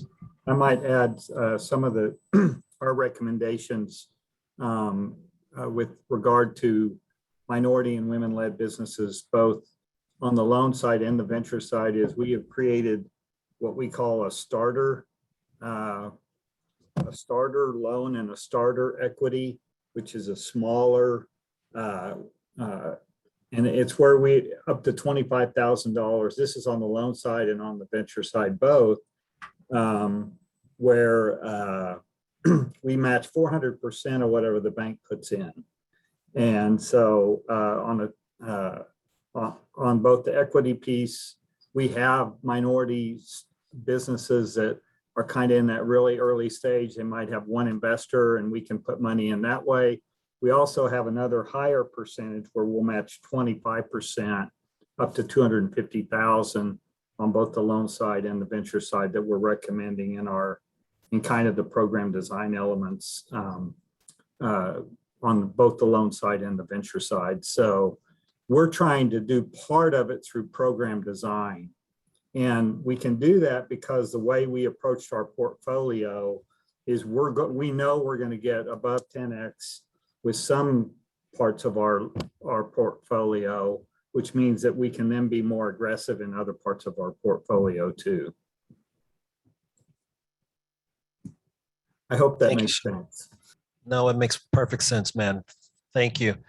I'm going to kind of close out that section of our programming because Mr. Walt Postlewaite has been waiting there patiently. Thank you. And we heard from you earlier. You were probably talking to one of your kids or something. But anyhow, this is the world that we live in now. So Without further ado, Walt Postaway from Craft 3 from the great state of Oregon, but supporting Washington's SSBCI. Thank you, Walt. Walt, you're muted. And you are muted. There we go. Now we should be unmuted? Yeah. Yes, sir. Excellent. You're on. And good afternoon. And I'm really sorry that I can't join you all down there for this conference because with 2.0 coming and a little bit off script, I'm really pleased to hear the discussion around the size and just how much larger 2.0 is. And in keeping in mind, it's a large program and the goal is 10x of already a huge program. And so I think learning from what worked well in 1.0 is essential for the success of 2.0. So I wish I could be down there with you all. I'm kind of multitasking. I'm actually coming in to you from Fort Worth. And yes, I was giving some instructions to my son who's, we're working down here. So it's multitasking. So I'll have your AV team go ahead and throw up my PowerPoint deck and we'll jump right on in. And I can't, there it is up. So what I'm going to do in about 15 minutes, I'm going to talk about how the state of Washington used a big chunk of their 1.0 SSBCI funds and how Craft 3 played a role with that. I'm going to talk about how the idea kind of came about because I believe in synergy and that things happen for reasons. And it's pretty interesting how this program actually began as an idea.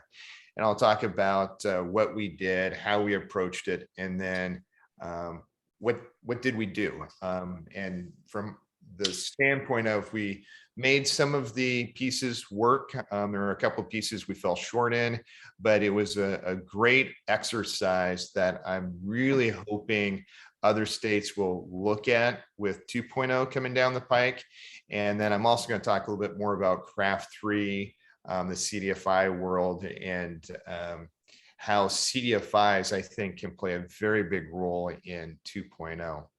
And so on this slide, and I'll touch upon this company that you're looking at the end. But I would say that MTM Robotics, and this is off their website, was probably the poster child for the state of Washington. And I'll tell you about their story here in a minute. So if we'll slide up to the next slide, opportunity almost missed. And this is where I welcome these types of conversations. I applaud M Street X of bringing together various groups who may not already know each other to have these conversations, because literally the program I'm going to tell you about almost did not begin in the first place. And so we travel back in time, and I think it was 2012 when 1.0 was beginning to be unveiled and states started to develop their programs. And in the state of Washington, it was the Department of Commerce that was overseeing their SSBCI program. And so they were looking for input on ideas, and they had their own ideas being part of the state government. And they were holding some conversations around the state of Washington, and they were coming down. And they were, I think they were in Olympia. They may have been in Vancouver, Washington. But John Burtis, who is one of the founders of Craft 3, he's passed now, but an incredibly creative, but even more so strategic thinker, attended. He was invited. And I remember talking to John the day before this meeting was to be held. And we moved pretty fast at Craft 3. We're always have too much on our desks at any one point in time, and talking with John, and he did not want to go. He did not know what this thing, the state small business credit initiative was. Commerce just kind of had a high flyover about what the federal program was, and anyway, he reluctantly went to that meeting, and he said that I think there's like 20, 25 people in the room, and the program was discussed. Department of Commerce talked about their ideas and how they wanted to launch this. And John kind of left thinking, well, this is pretty interesting federal money. For federal funds, as we all know, they were incredibly clean. But where Commerce really wanted to lead was not that creative. It was just kind of, the typical, state, and, this is not a dig on states' ideas, but when you work within government, sometimes you can't get wild and crazy. And John was definitely a wild and crazy guy with how to use and appreciate capital and how to extract outcomes from the use of capital. And so he gave it some thought, and he reached back out to Commerce and said, well, what about this? And so what the idea then that kind of developed over about the next 30 days was, what if the state of Washington took some of these federal funds and they gave it to a CDFI as seed money into a revolving loan fund? And that then developed into one of the programs that the state of Washington did. But to get there, when the conversation that John was having with Commerce was, well, what are the strengths of Commerce? They're very good at reporting. They're very good at understanding federal fund management and all the paperwork that goes with that. In the state of Washington, the state is actually fairly limited on how they can actually lend to private businesses. So a revolving loan fund really was kind of off the table from a regulatory type of powers. And so there were things that they could and couldn't do. Well, Craft 3, we are a nonprofit community development financial institution, for those who may not know what a CDFI is. And we've been deploying capital into underserved communities and businesses since 1994. And so we had the skill set and the expertise, not to deploy capital, but also to report, help these businesses be successful. Just because you give a business money does not necessarily mean they will be successful. And more importantly, we have a track record of being paid back. And our vision was to create something that would live beyond this loan program or the SSBCI program, right? Federal funds are incredibly valuable. So how do we create a system that can be self-sustaining? And so that is what then created our loan fund. But then we came to the realization, well, just because we create this loan program with cooperation with the state, doesn't mean that businesses will actually seek us out. So how do we spread the word? How do we go out? How do we make sure that we're conveying this new program into the communities that we serve? Because it did change some of the complexity of what Craft 3 does. And so now I'm going to have you bounce to the next slide, please. So what we did, we created a loan fund. We actually created a for-profit entity called the Craft 3 Capital Corp. And we did this with the belief that it would allow us to attract more outside third-party capital, being a for-profit entity versus a Craft 3 entity that's nonprofit. In the CDFI world, we're, because of our funders, right? Because we have to go out there and seek funding, and most of our funders are the national banks, and then we also have some smaller banks, and we also have a lot of foundation money as well. But they look at our balance sheet and they really only allow us to go to 3x, maybe 4x as far as leverage, meaning that we can go out and attract 3x, 4x in debt capital that we're paying back based on what our net assets are. Well, a bank traditionally can go to about 10x. So we had envisioned this idea that if we felt more like a bank and we're a for-profit entity, we might be able to move that CDFI needle, which we've been pushing on internally for I've been there more than a decade, and we've been pushing it long before I arrived, because we do think that CDFIs are a very good bet for investing into. And we think that really somewhere between a 5 and 7x would be the right balance for the larger, more transparent, older CDFIs out there. But we were wrong. We really, like I said, thought we could get to 6, 7x, and we didn't. And so what this fund wound up looking like is we took in two separate tranches, 9.2 million from the state of Washington. I believe the first allotment to us was 8 million, which of course we pulled down in the tranches as the program was performing and we were deploying capital. And then we were successful enough that as the program started to get closer to its sunset, there were other programs that were not as successful in the state, then redirected another $1.2 million over to Craft 3 for our fund. Craft 3 was in a position where we then put in 2.2 million of our own funds into this package. And so we were bumping a little over 11 million in net assets, net worth in this organization. And we went out and convinced Wells Fargo to lead a syndication, and that brought a little over 31 million into the fund.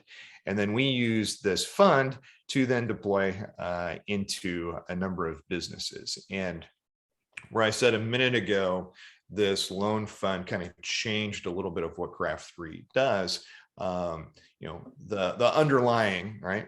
We meet businesses, we evaluate businesses, we evaluate risk, we deploy capital, we work with the businesses, we get repaid the capital. That's the same, but it was actually the size of these investments, debt instruments into these companies that grew. Typically, Craft 3 loans, our sweet spot is that 300,000 to maybe 500,000. On the low end, it's 25,000, 50,000 is kind of the low end. We were going up to about 3 million with our board loan credit committee authorization. But with this fund, we actually increased our internal approval process with the board credit committee up to 5 million. So we were really seeking loans in the 1 to 5 million. So this was a different type of borrower than what we would traditionally shoot for. And if we could slide to the next slide, please.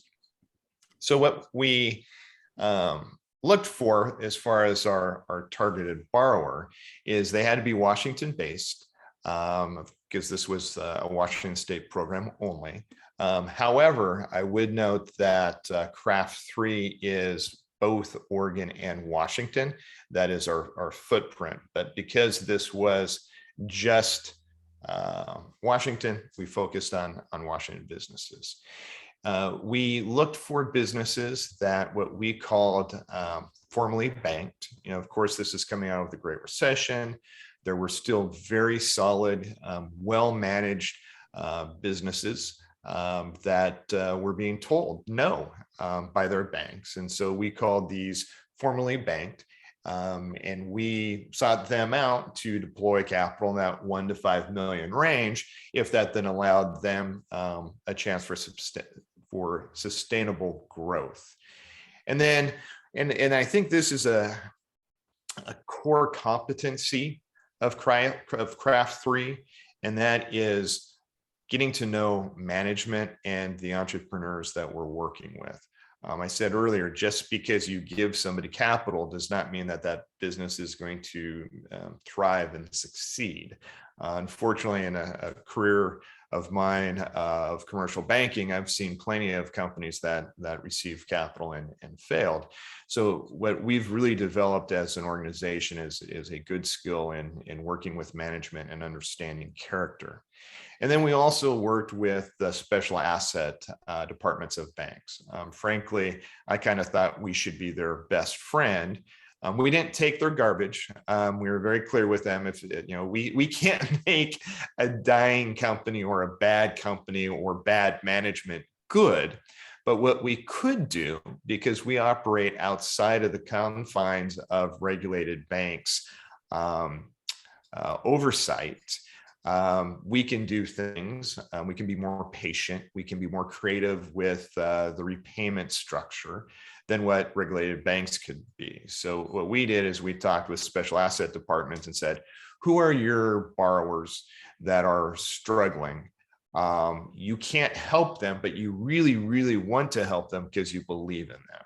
And that was one way we marketed our fund to find these businesses.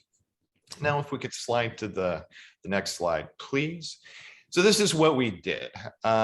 We, in our program, we were trying to get to a 10x. Of course, that's the magic number with SSBCI. Our program actually delivered a 0.42x. So we still thought it was very successful.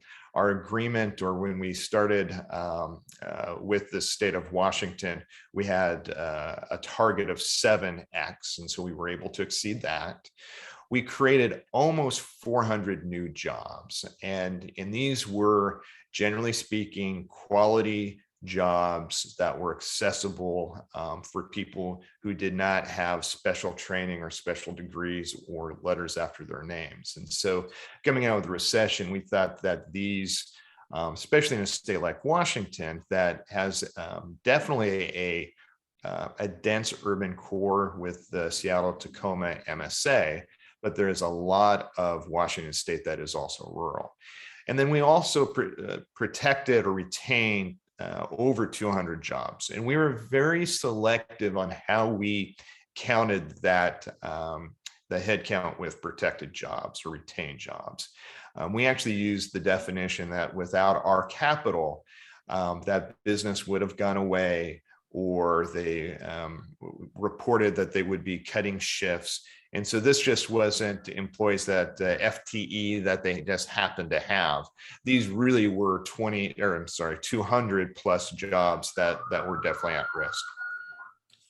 Through the program, we deployed about 94 million into various projects. With our funding, which we played a role in, because I think we were about 40 some odd if you added up the numbers. But as far as all of the capital that our projects were able to attract, it was over 94 million in projects. Because of our participation in some sort of debt, sometimes it was very mezzanine debt that we were putting in. But we were able to also attract 45 million of true third-party capital coming into these projects. And throughout that period in the program life, our net loss was only 3.3 million. And we will consider that, and we do consider that a strong success, knowing the businesses that we deployed to technically were not bankable at the time, but because we worked with those businesses, and I think, as I said earlier, I think we have a competency of understanding management and learning management. We're very pleased with that low net loss rate. It established a long-term relationship with Commerce, where we still look at opportunities to do programs with them. We've created kind of this loan fund model where we're still deploying. Craft 3 did absorb Capital Corp 3 years ago, from a standpoint of rolling these funds into the work that Craft 3 does on any given day. But those funds, that original 9.2 million that the state gave Craft 3 is still in some form being lent out to businesses in the state of Washington. And then again, because of this program, we're able to come to you and share what we did in the state of Washington. And now if you'll go to this last slide, and this is kind of where I started. MTM Robotics, great company, true entrepreneur. The gentleman who I worked with was an engineer. He far more the engineer versus a strong business management mind.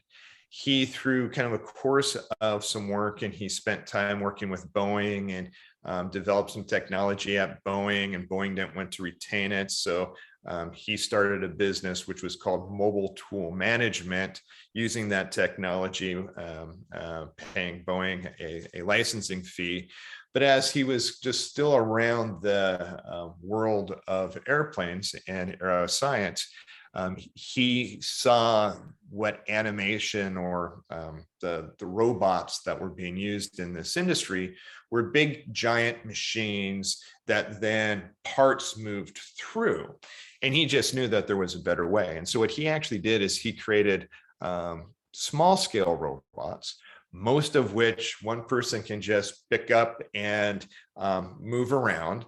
And that then also has a track system. So if you're working on a wing or if you're working on a fuselage, you attach, through suction, these racks on whatever you're working.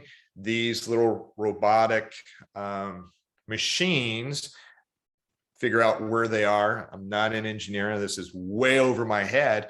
But at the end of the day, he created a whole set of equipment that actually moves on the airplane, doing work that is very slow, very tedious, usually would lead to tendinitis and other repetitive motion injuries with their staff, and created a business line out of it. They were working with Boeing, they were working with Airbus, some other smaller manufacturers, but they really lack capital. He could not get to a really huge scalable size because of capital. In the recession, they did some restructuring because they needed more capital. The bank that they went with was what I'd call kind of a large regional bank, and had no idea what they were doing. What the company needed was a working line of credit to support the AR, because working for those Boeing and Airbus, they always pay, but they're slow payers.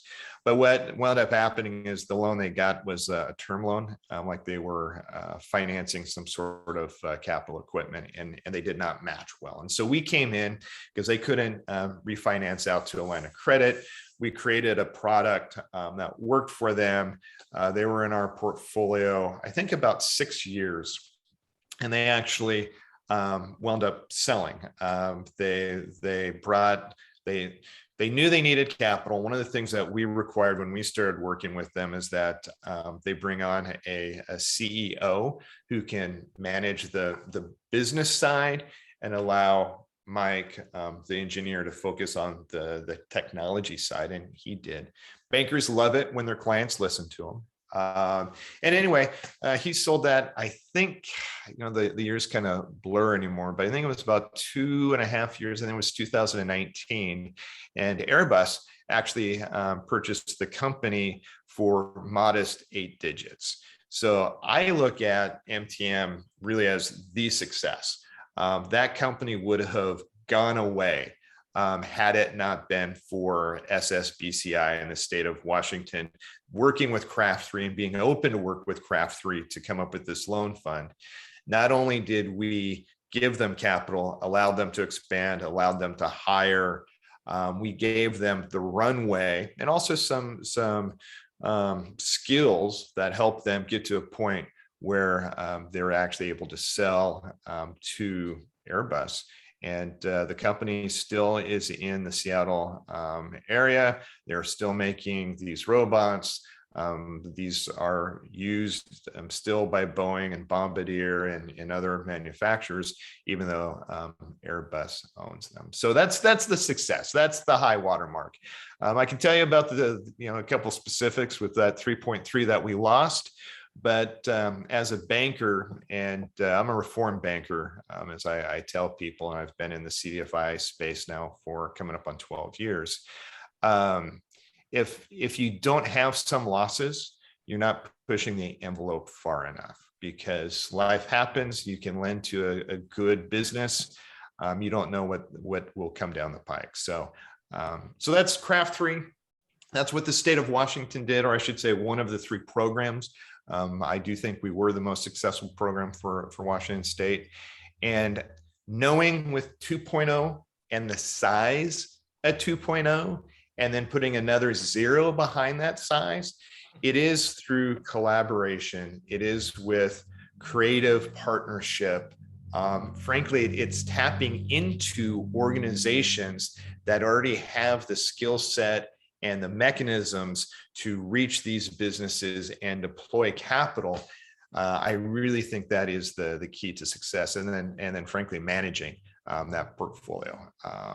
Because if you're not used to managing a loan fund, like I said, you can lend to a good business, but that doesn't mean that life doesn't happen. So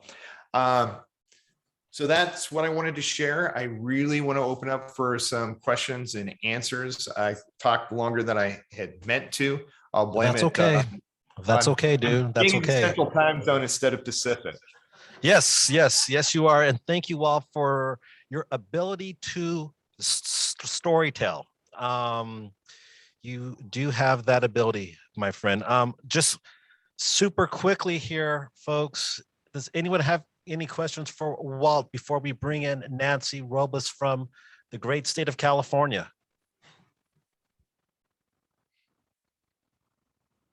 You have this opportunity to talk to a CDFIer. It will hurt my feelings if nobody asks any questions. Walt, what was your numbers that you gave us based upon? Was it, and what end date was that? Was that as of March 7, 2017, or is that through today? No, sir, that was 2017. So Great. the math that we used is the total amount of capital deployed divided by the 9.2 that the state of Washington gave us and actually I take that back. It's the total amount deployed minus 9.2 because it was a leverage and we didn't want to double count the corpus that the state gave us. So it was total deployed minus the 9.2 corpus divided by the 9.2. And we did stop then when the program sunsetted in 17. Great, thank you. Mm-hmm. I just had more of a comment. This is Carmen West again, not really a question, just to really add a level of clarity to your wonderful presentation. So thank you so much. There's 1,000 community development financial institutions across the country, and some of them actually do venture. So I'm hopeful that as the states are hearing this wonderful presentation, as you're thinking about selecting your partners and reaching that SEDI piece, and I'm talking a lot about that because, of course, I have a personal interest in it due to our admission and designation. But there are a list of African-American driven community development financial institutions, as well as native CDFIs. So to address your SEDI requirement and your incentive, we will post a link to all of those types of organizations for you states to kind of consider as you're putting together your partner list or looking to, again, reach those smaller companies. And mainly because I know that this is probably new for many of you to reaching these small businesses, which is a part of the legislation and coming together with a plan to reach them and be successful, especially, thinking of it from a banking perspective. What we found is that many of the CDFIs have that internal experience, which takes the the loan packaging, and I'm going to say this in a very respectful way, headache of really trying to work through those barriers. But in addition to that, many of you who are on this call in your states also have minority depository institutions. These are banks that are minority controlled, which also has the ability to help you reach SEDI in your other categories, whether it's capital access or loan guarantees, et cetera, et cetera. So you do have a plethora of experienced individuals across the ecosystem that we don't talk a lot about and we don't share enough about. So I'm happy to share that with you guys, just so you have it and you can consider. And thank you again for the presentation. It was awesome. Well, and Carmen, thanks for pointing that out. And I can't remember off the top of my head, and I don't have my results sheet here in front of me. But one of the areas we did look for was entrepreneurs of color. I know that there were a number out of the Seattle marketplace, entrepreneurs of color. I know that we also went to Native entrepreneurs. But again, these are spaces where Craft 3 has operated in really since our beginning in 94. And you're right, there are a lot of different CDFIs out there. Many CDFIs have varying focuses. And there's also a varying size of CDFIs. And so, as y'all are developing the plan for the state, I really do encourage you to reach out to somebody that you know in the CDFI world. And if you don't know anybody, Dave, please share my contact. I can help find people for you, because CDFIs are this wonderful entity. It's a huge umbrella. And that's why, there's like different little buckets with that. But all too often, I think that we're too well kept of a secret. I don't think the CDFI industry is as known as it should be. I did not really learn about the CDFI industry in my banking career, which dates back to 91, up until working on some projects that I could not do as a banker, and actually reaching out to Craft 3. It had a different name, same organization, but one of the things Craft 3 did like every 3 years was change its name until it landed on Craft 3.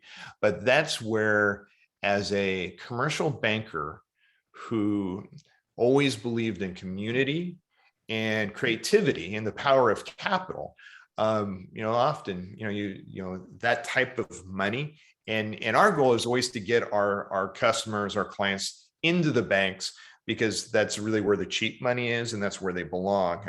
Craft 3 is not, and most CDFIs are not your low cost option. They're usually the most creative option. And so that does cost a little bit more. But we're trying to get our clients built to the banks. And frankly, we as an industry need to do a better job of getting the word out. So thank you for that.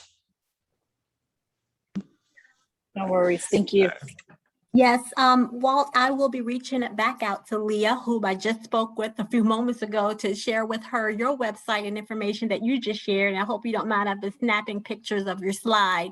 You definitely want to do it. Yeah, CDFI wasn't a part of 1.0 in Virginia during the last 3 iteration of the grant, but I mean, I'm hearing awesome stuff now, and I'm learning so much and making contacts as we speak, and I just have a lot of work to do, and I'm gonna get it all done because we want to, fly as high as possible. And thanks, Carmen, because you're on this platform as well, and advising us to reach out to BDAs. I just found out Virginia is launching its first one tomorrow. So I have a lot of contacts and a lot of work ahead of me. And so this is a great platform. I'm really beholden to MStreetX for this Zoom. Thank you so much. Mm-hmm. And feel free, I put my email in the chat, and I'm super excited about the new Virginia Business Center that are there. We have public-private partnership with about 50 different organizations. So many of your states have our business centers in your state already that are operating from a technical assistance perspective and who are ramping up to apply and have businesses apply to your program. However, if you're needing some of the support that we talked about today with identifying partners or wanting to have that list of VCs that are specifically focused on ethnic-owned businesses, or even just have questions around the SEDI information, I put my email address in our chat bot. My colleague Patricia Tomcision and I are working. We are the leads for MBDA, working with Treasury to address the SEDI piece. So if you have some questions, we're happy to help you. Thank you, Walt. And there was a few questions and comments in the chat. Do we have time to? We have maybe 1 minute. 1 minute. All right. I'll talk fast. Walt, for Speed you, round. from Kaya from the Hope Policy Institute asks, can you speak more to the impact of the CDFI engagement in SSBCI? Specifically, did Craft 3 retain SSBCI funds? Also, what's the plan for SSBCI 2.0?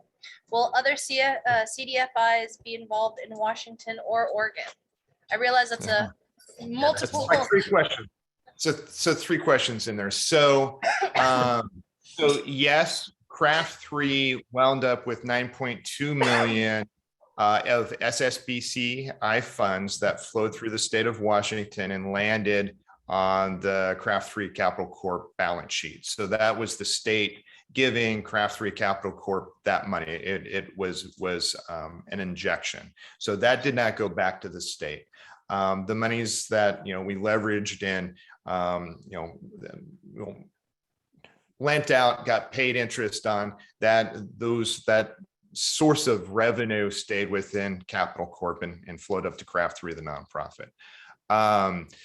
As far as what the plan is for 2.0, I'm not exactly sure. I know that the state is bouncing some different ideas around. I know that there's been some internal conversations with Craft 3 because of the size that we're talking about and some of the lessons learned before, and also knowing our capacity. We've been taking on a lot of new projects, and we're kind of already committed on a number of these before 2.0 was even mentioned by the administration. So I don't know where we're going to land.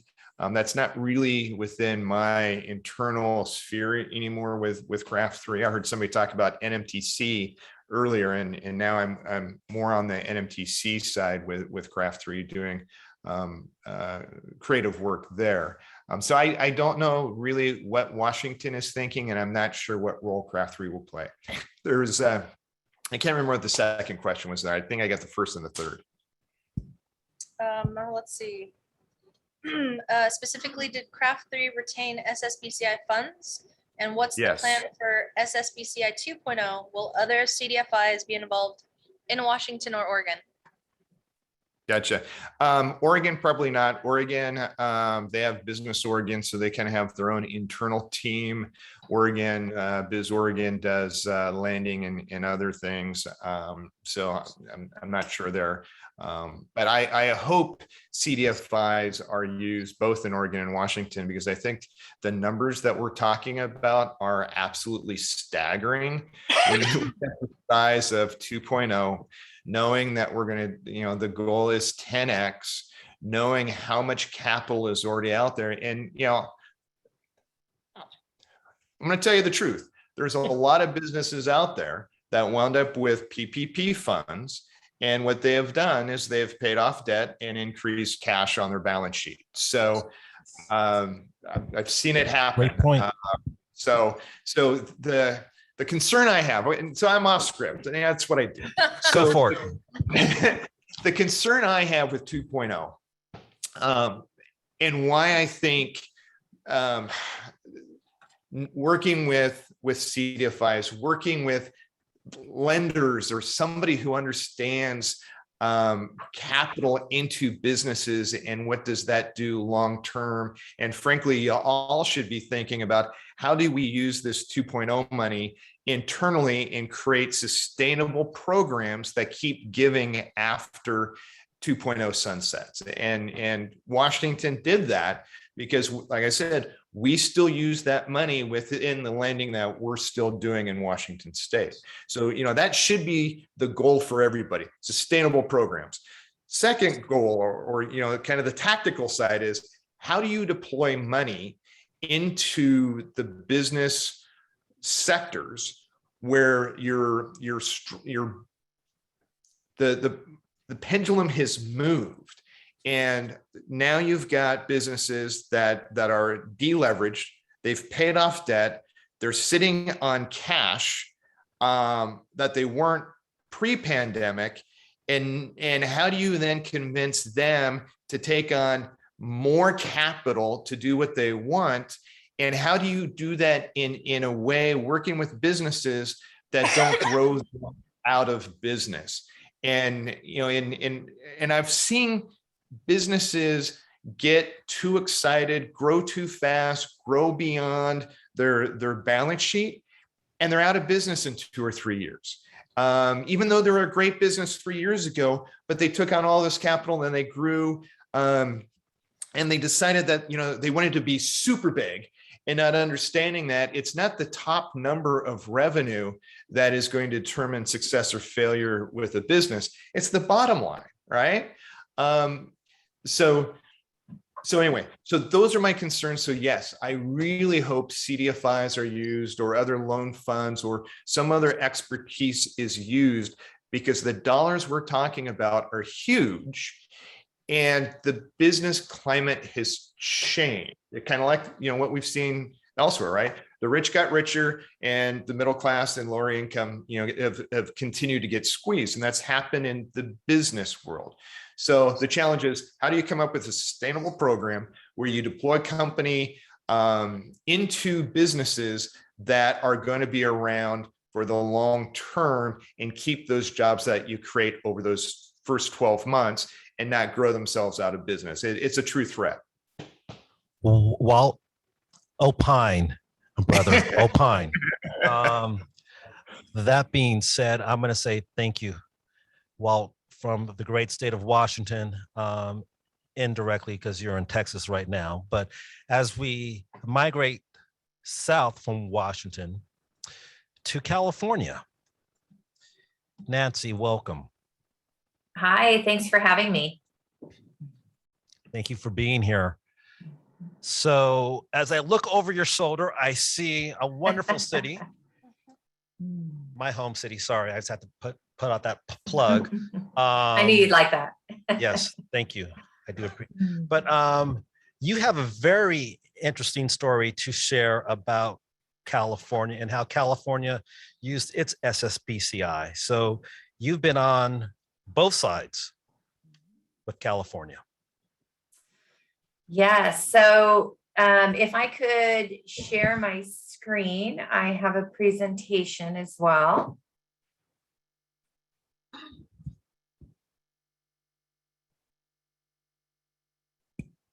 And Nancy, if you don't want to share your screen, we actually have your slides here. I kind of switched them around. It says that the host has disabled my screen sharing. Stand by. Sure. So as we stand by for your slides to be teed up, talk to us about what's going on in the great state of California since 2020. Since 2020.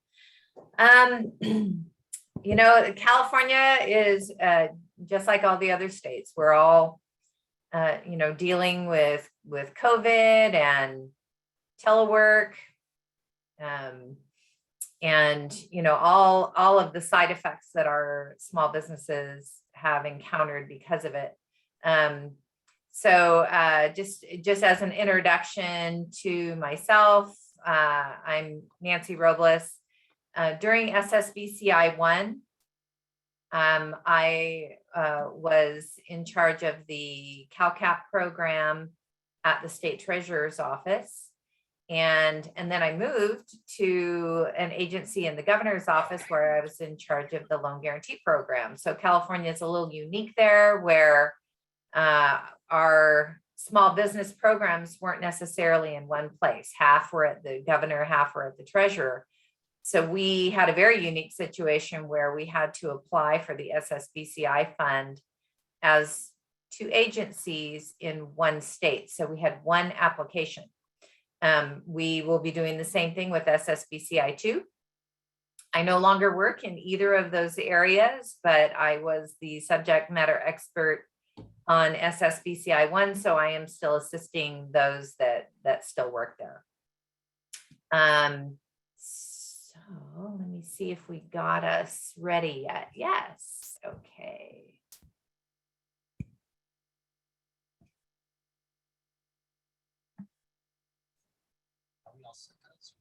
Is my screen shared at this point? Yes. Okay, great. So what I'm going to talk about today is best practices for SSBCI. California being... Pardon me, Nancy, we cannot see your content, so I don't know if you're sharing. Yes, so you have permission. How about now?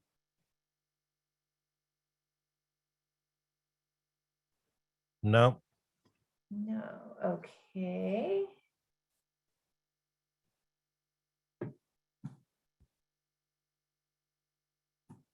There we go. That should have done the trick. Yep. Okay, great. California received the largest amount of the SSBCI fund during the first round, and that was $168 million.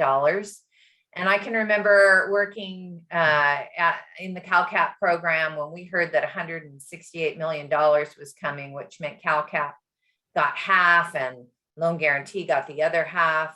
It still was $84 million. And we thought, oh my gosh, how are we ever going to get all of those funds spent?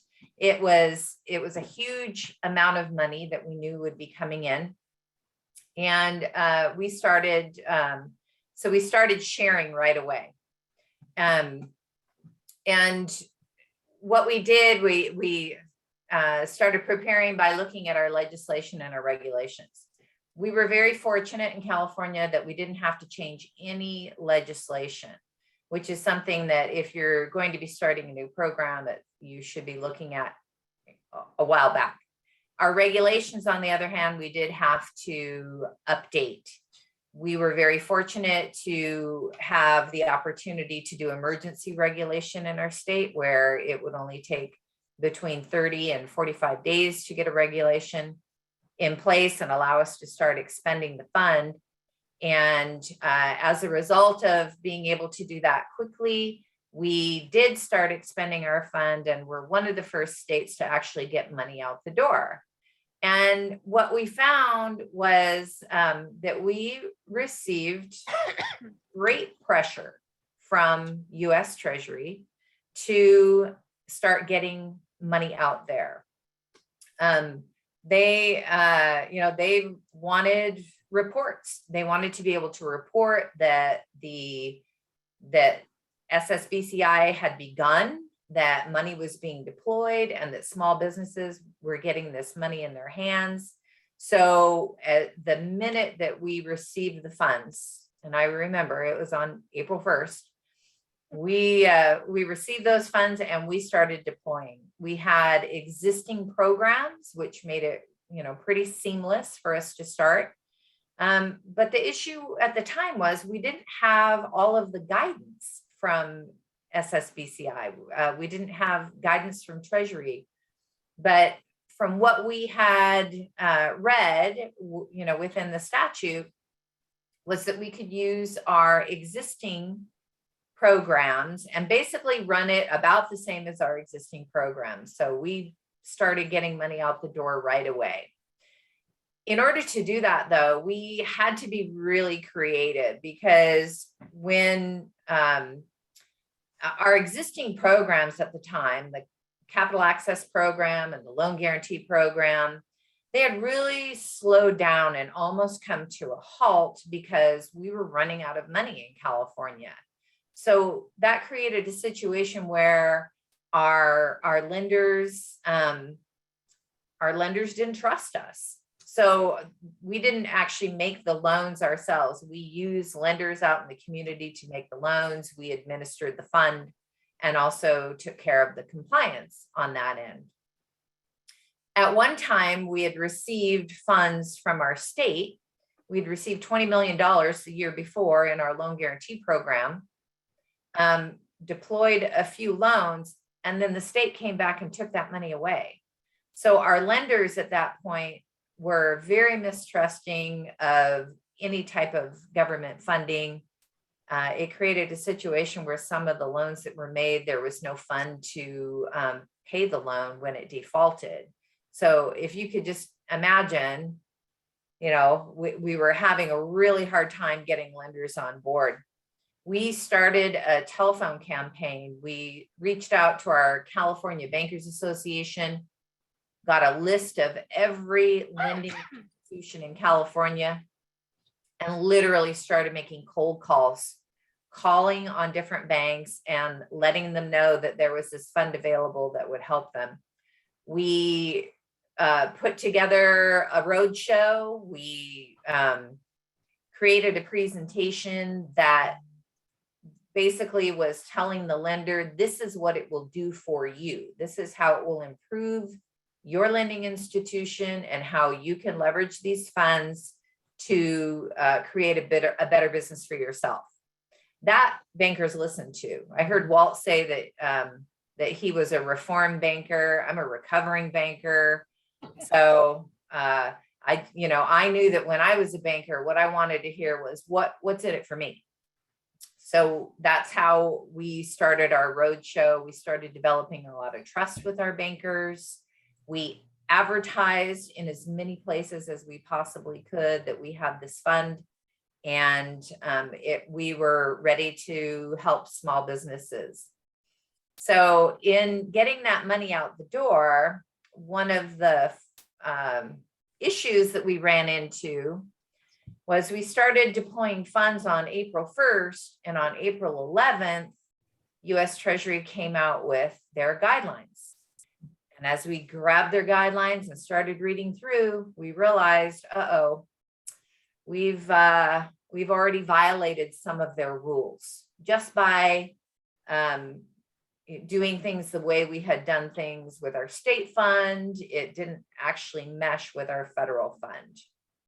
So, and of course, California being the first to deploy funds and having the largest amount of fund, we were also the first to be audited.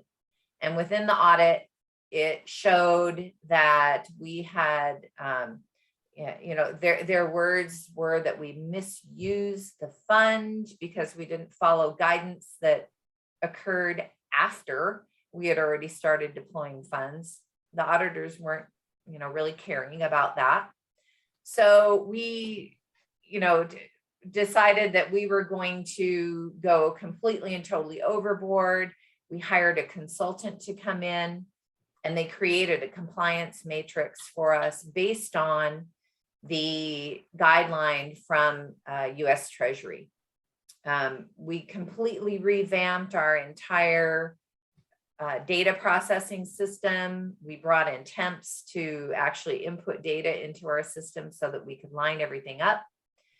And then we went on a training tour where we went out and trained the lenders to also follow these requirements. We had to redo our regulations. We had to redo all of our forms. And we had to hire a lot of staff. And the staff we hired was to do the compliance reviews.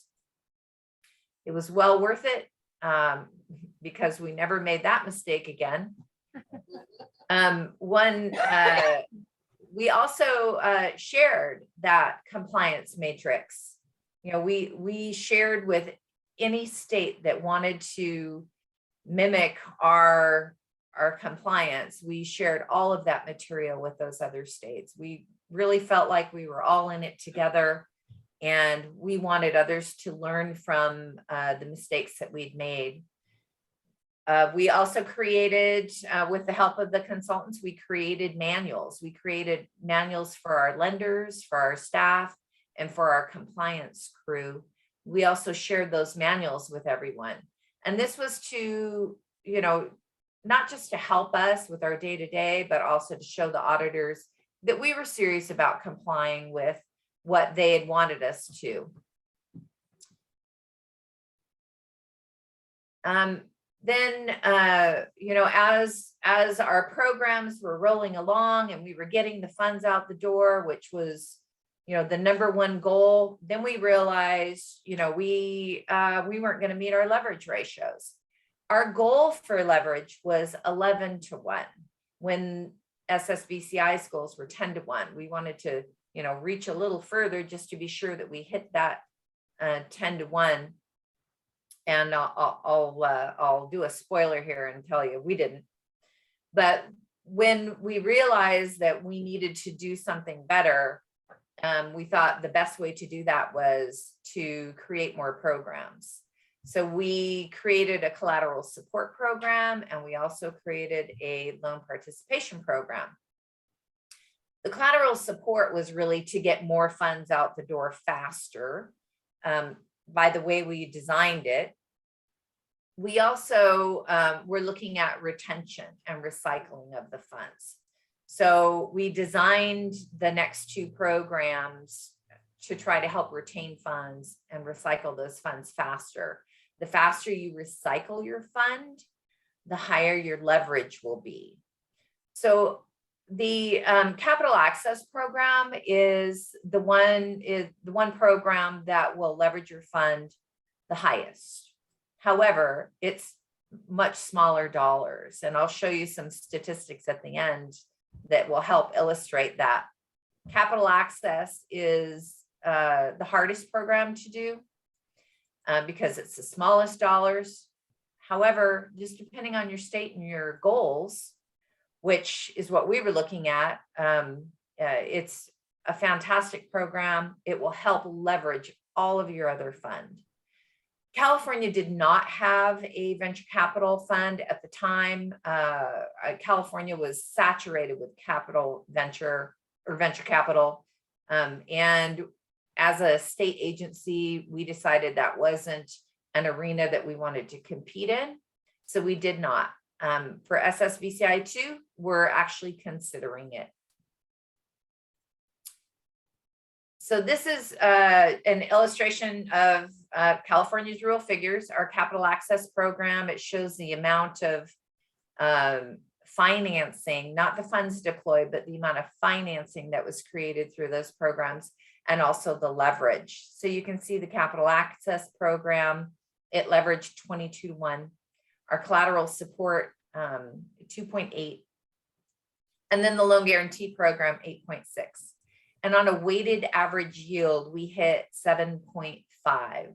So even though we deployed, funds, SSBCI funds, to lend over $1 billion, we still couldn't get that leverage ratio straight. So that's going to be a focus. It was a lesson learned. It'll be a focus for SSBCI 2.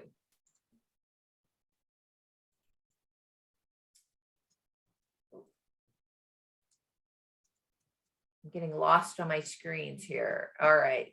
So I mentioned it just depended on what your goals were. So originally the goals that we had set were to get into the disadvantaged communities. And the way to do that, Walt also mentioned this, was to do business with CDFIs. And CDFIs are mission-based lenders. So even though we were calling 6,000 lenders trying to get participation into our program, we focused on the CDFIs. We knew that that was the best avenue to get to our disadvantaged communities. And we were very successful doing that. And then getting further into the program, then we started focusing on sustainability. When we received the SSBCI fund, our other state programs, our fund was starting to dwindle down.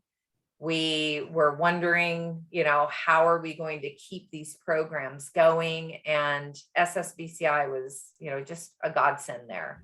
The fact that we could recycle that fund and keep those funds after the program had basically ended was amazing. But within the last year, the same issues come up. Our funds started dwindling down again. So SSBCI 2 came at another perfect time, and we're going to focus a lot more on sustainability. When the first program ended, we had folks from the legislature looking at that money. And I know that some states actually had their fund taken from their program and utilized elsewhere in their state.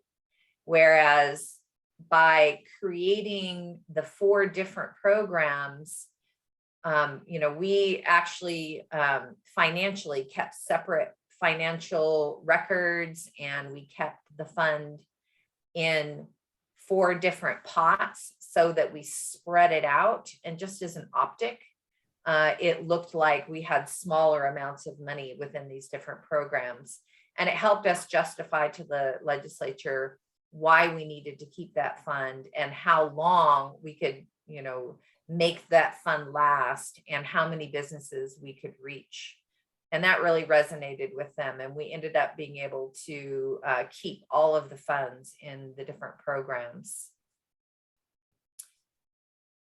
This is an illustration of how we were able to help in the low to moderate income areas. This is actually from one of the reports that SSBCI put out. And 53% of our capital access program loans were made to low to moderate income businesses, which we're very proud of. And if you could see the number of transactions, that was over 3,500 businesses just in that one program that were assisted. Then this is the bigger California figures. The second line down on the left-hand side, number of loans and investment. Over 10,000 loans were made with our SSBCI 1 funds. And that was with $168 million. I just can't even begin to guess what $1 billion is going to do for us. It's going to be fantastic. The timing couldn't be better. And the other item that we're really proud of is the jobs. Jobs created and retained. Created 14,000 and retained 78,000 jobs. It's, California does have a very large population, but this was amazing for our state. And we were so grateful for our SSBCI fund. So my advice for the future, keep calm and meet the challenges, and just know that you have friends out there.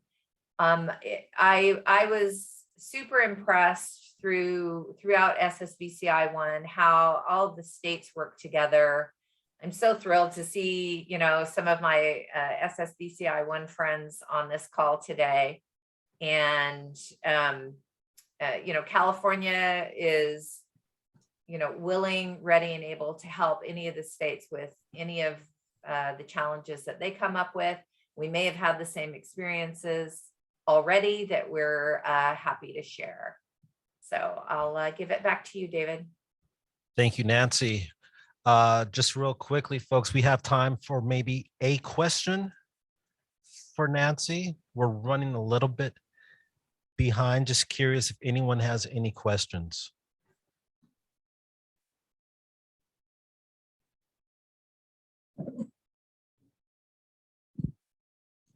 If one of the states doesn't want to jump in, I will. This is Jason Rittenberg, SSTI. Good to see you and talk to you, Nancy.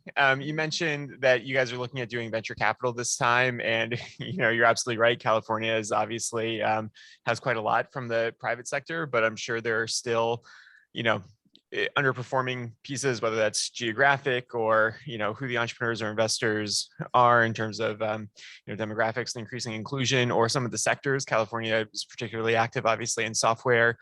and life sciences to a degree. So I'm just curious, are you guys thinking, when you think about getting into it, are you looking at trying to slice out some of those areas that are underserved, or how are you thinking about approaching it? Oh yeah, definitely the underserved areas. Being that I'm not the one that involved in that program, I can't offer a whole lot of information on it.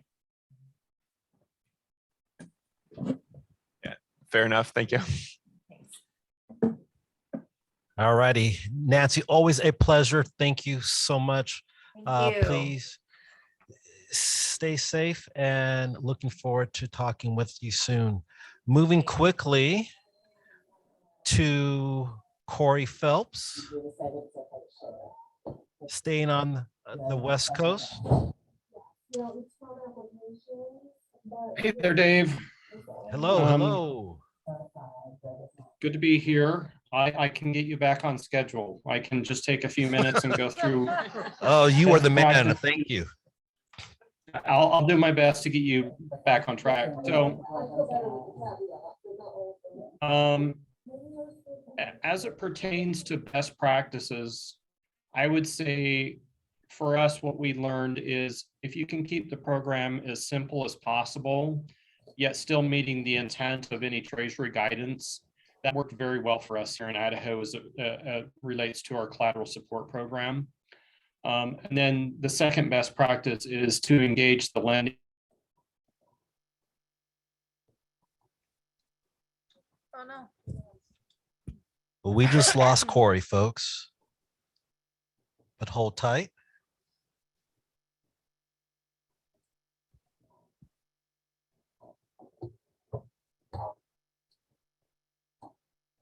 Technical issues here, Dave. Okay, we can see you. But I think I'm back now. Yeah, yep. My Zoom just dropped. So, keeping it simple and then, engaging as much as possible with your lending community that you, that you want to work with through the program, the commercial lenders, the CDFIs, any and all of that. Those would be my two high-level best practices. Our intent was to try and reach as many small businesses as we could here in Idaho. So we didn't want to put parameters, left it very open in that regard, and really did not set a limit on the lower end threshold. We did have a limit on the higher end threshold, but I'm just so our program is still up and running today. And just hit the numbers real quick. We've done 710 approved, 695 that we've closed, which has provided 70.9 million in collateral support, supporting 483 million in private lending. Jobs created and retained over 6,000. Our initial leverage as of 12/31/16, I think, was 15 to 1. Today, based off of that 13 million that was catalytic for our program, we're at 36.6 to 1. And we've recycled 27 million. Our losses are 153,000, so less than 0.5%. So things continue to go well here on our end. As it relates to our process, again, we tried to keep it simple. It really is a 2-page application. And then we underwrite the collateral component to make sure that the amount that's requested through the program is not more than would be what we feel would be industry prudent. We wanted it to be not paper intensive. We're not doing the job of the bankers. They are, certifying master participation agreement that they're doing all the underwriting per their prudent guidelines, and so we're not doing a new underwriting of the loan. Typically when we were in the middle of it, we would try and get the applications turned within 3 to 5 days. Then we would work with the lenders to fund and close simultaneous with their loan closings. We were intentional because we knew the leverage ratio that we were going to limit the amount that we would allow to try and drive more dollars into the shorter term categories. So loan maturities of 12 months or less, and then up to 5 years, and then deploy hopefully less into the commercial real estate ones, which typically had a term past 5 years. And I think that really was beneficial and advantageous to us in order to meet our leverage ratio at the end of 16. Some of the loans that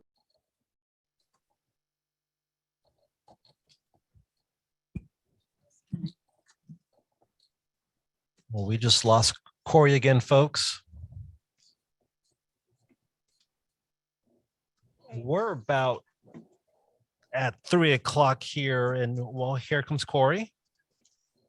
So I'm going to stop there, Dave, and you're basically back Okay. on time. No, thank you. Well, just happy to field any questions. Yep. The internet here in Sun Valley is a little sketchy. Okay. Hey, Corey, as long as you keep your video off, we should be able to have you.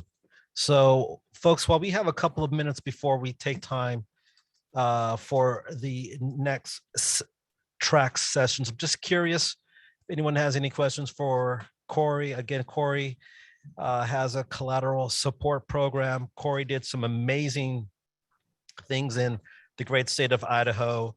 And Corey, I don't know if you want to chime in here, where you all increased your portfolio by actually adding in additional funds from the state so you could actually lend more money to the small businesses. Do you want to talk a little bit about sure, that Dave. process? So we went through our deployment so quickly that we actually put in some of our own association funds to the tune of $9 million.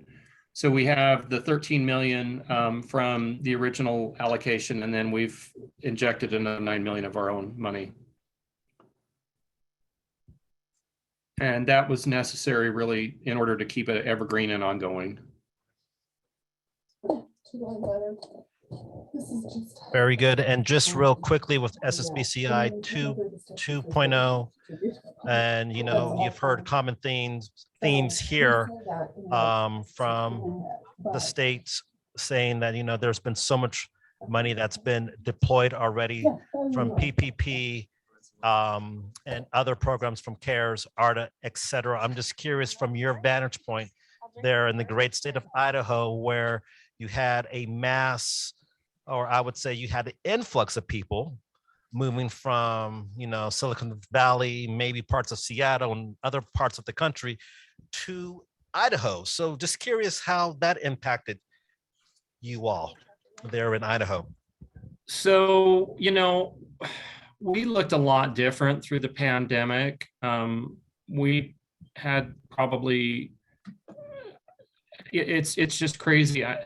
People were able to work remote. And there were certain sectors, of course, that were hit harder than others. But generally speaking, we recovered very quickly. We've got a balanced budget plus a surplus.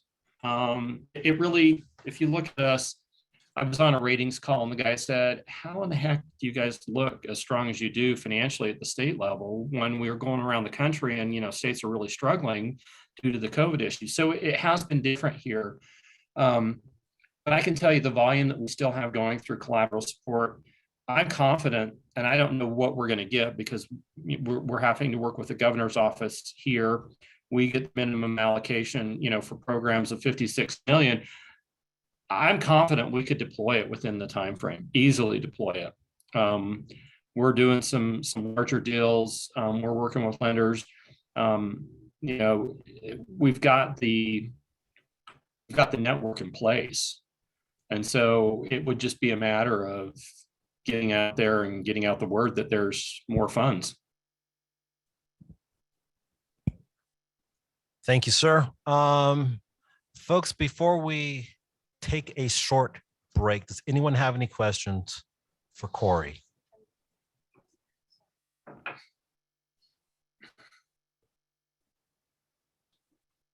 All righty.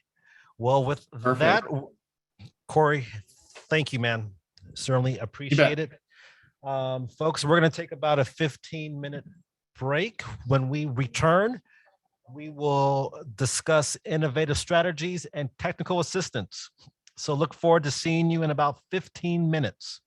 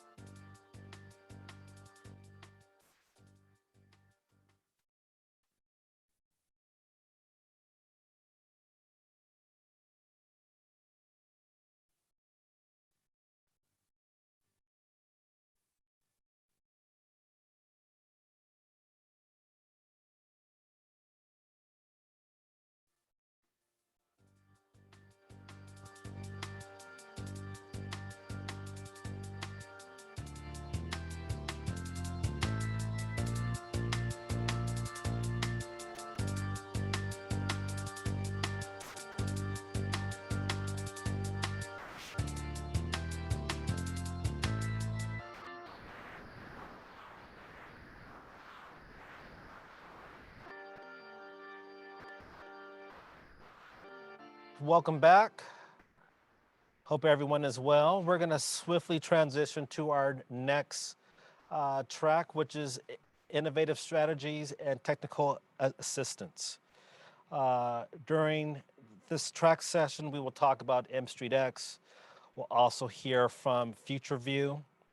We'll also hear from Jason Rittenberg from SSTI, and also Chris Khalil from the New Orleans Bioinnovation Center. But just for folks who may not be aware of how M Street X came about, I think it's important to actually share how our organization was, I would say, incorporated, or the inception of this. So at the beginning of COVID in March of 2020, me being a former Treasury outreach manager for SSBCI, I reconvened a part of my portfolio to have conversations on how we could support small businesses with the laser-like focus on supporting underserved, or as I call them, the most deserving communities. We called ourselves the Small Business Resilience Network, and it includes many of you. So Kansas, California, Mississippi, Louisiana, folks from the CDFI world, and others within the entrepreneurial ecosystem. So for about 7 or 8 months, we would hold these meetings, and we would talk about what's happening in our community, or really what's happening at the state level. So what came out of that was, hey, go out there and design a flexible fintech platform that can help small businesses where local government and state agencies are not currently able to. Fast forward to March of 2021. SSBCI 2 gets reauthorized through the ARTA Act. And it became very clear as we started talking with states that we had an opportunity to support and serve those who I had the opportunity of supporting when I was at Treasury. So M Street X takes that innovation from SSBCI, that brain power, and allows us to leverage technology in a way where that we all have access to information. Understanding that the most important thing right now, I believe, is ensuring that small businesses, specifically underserved small businesses, minorities, women, LGBTQ+, veterans, and the like, have access to capital and technical assistance. So M Street X looks to democratize access to capital, and working with many of you. We're going to talk about MStreetX and our platform. We will also briefly hear from what we're doing right now with one of our state partners in New Mexico. And with that being said, I'm going to turn it over to my team, our team, Dr. Tyrone Grandison, who is our CTO, and Rabia Piacentini, who is our COO. Thank you, Dave. Good afternoon. Can you hear me in the back? Perfect. Good afternoon, good morning, good evening, wherever you are in the world. We are technology people. Don't hold us against us. We're not former recovering bankers. Apologize. We are focused on how do we leverage software and data such that we can actually provide access to capital for underserved and under-resourced business owners. We're also laser focused on how do we help the economic development offices do more, because they're going to be expected to do more with the resources they currently have, right? Which is, as you heard from this morning, not that much generally in terms of people. No, Dave mentioned that we had these convenings in 2020, and it became clear to us that technology has to be a part of the solution as we go forward, right? And that comes in the form of like technical assistance and what you can actually do with it. So we set off with 3 particular goals. The first is, how do we help EDOs streamline the process of getting an application and processing it at the scale of 10x, 100x? How do we help banks and lenders actually provide information seamlessly to a system that EDOs can actually see, and then have the transparency and visibility as to like what's happening with the application at every single point in time? And as a benefit, as a bonus, how do we have borrowers see all the opportunities available to them and also see where the application is in the pipeline? Now, that journey led us to developing 2 prototypes. One for the application processing, we call the CAT tool, the Capital Access Application Tool, and the other for the opportunities, called the Business Finance Finder. My colleague here, which you obviously want to see more than me, because let me just step across here. Obviously prettier. She's going to demo both tools.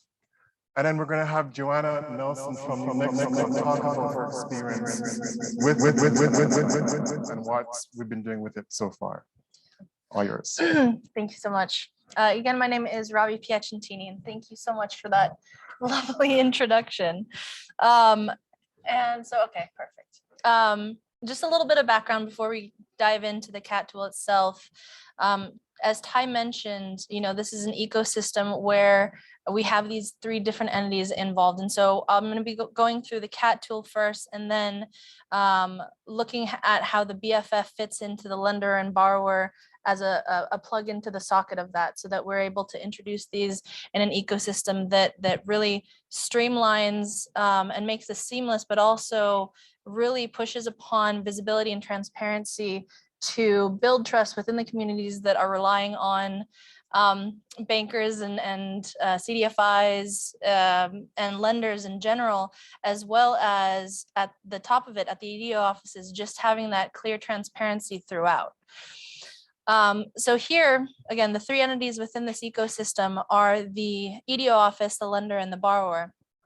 And so what it looks at is we're assuming that the borrower is filling out the applications and the forms, and those get sent to the lenders, and then they get streamlined up to the EDO office. And from there, decisions are able to be made based on acceptance. If something is in band, out of band, whether funds are allocated or if they're denied.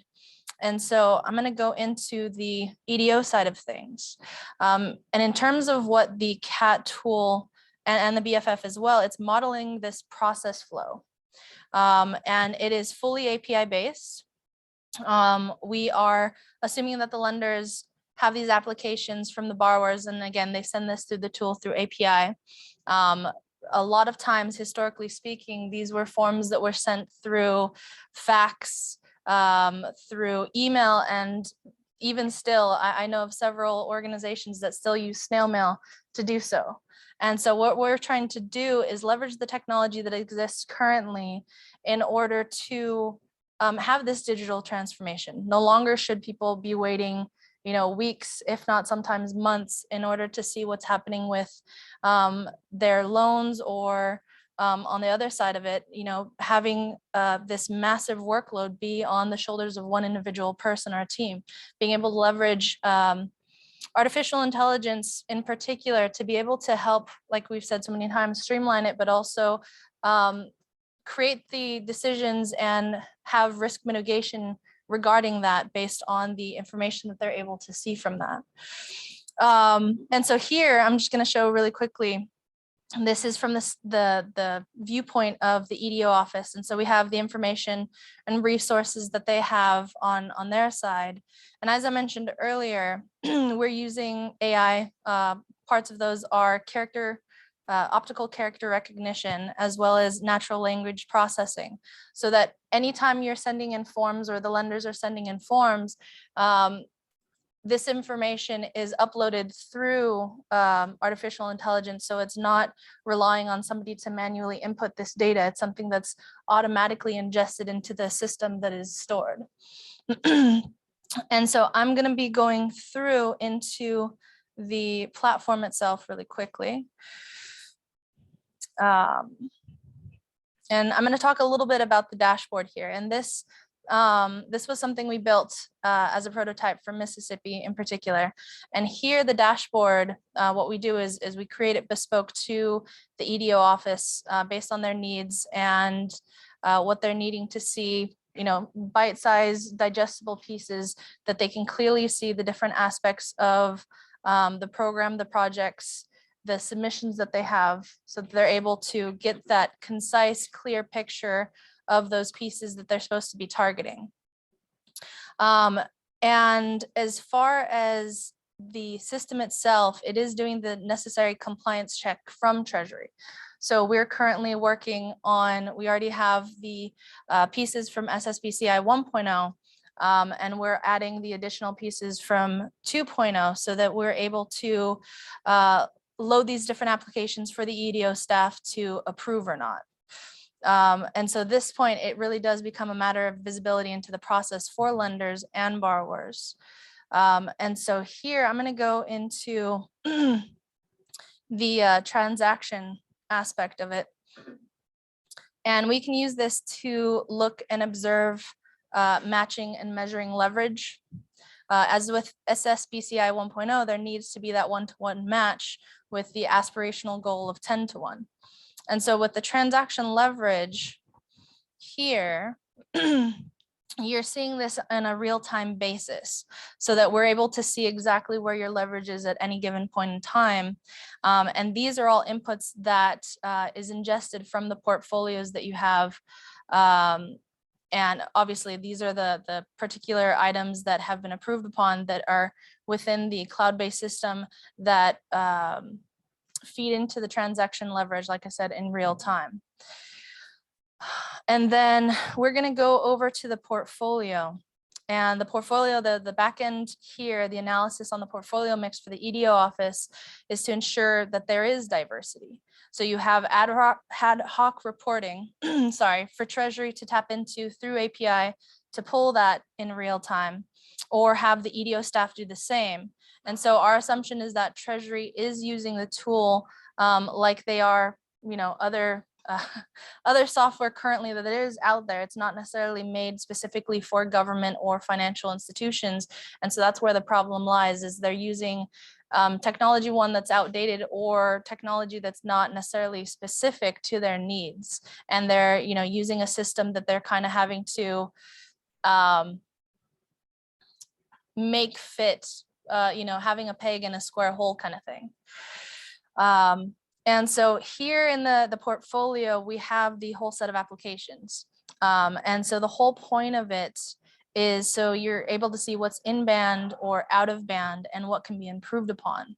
And again, this is what pushes that transaction leverage. And what we're looking to do is leverage AI on the recommendation side for the lender and the EDO who can also utilize this is an anomaly detection, as well as being able to filter and look to see, if there are any issues, and being able to, again, like I mentioned, streamline it so that one, this isn't something that's sitting in somebody's inbox for months at a time.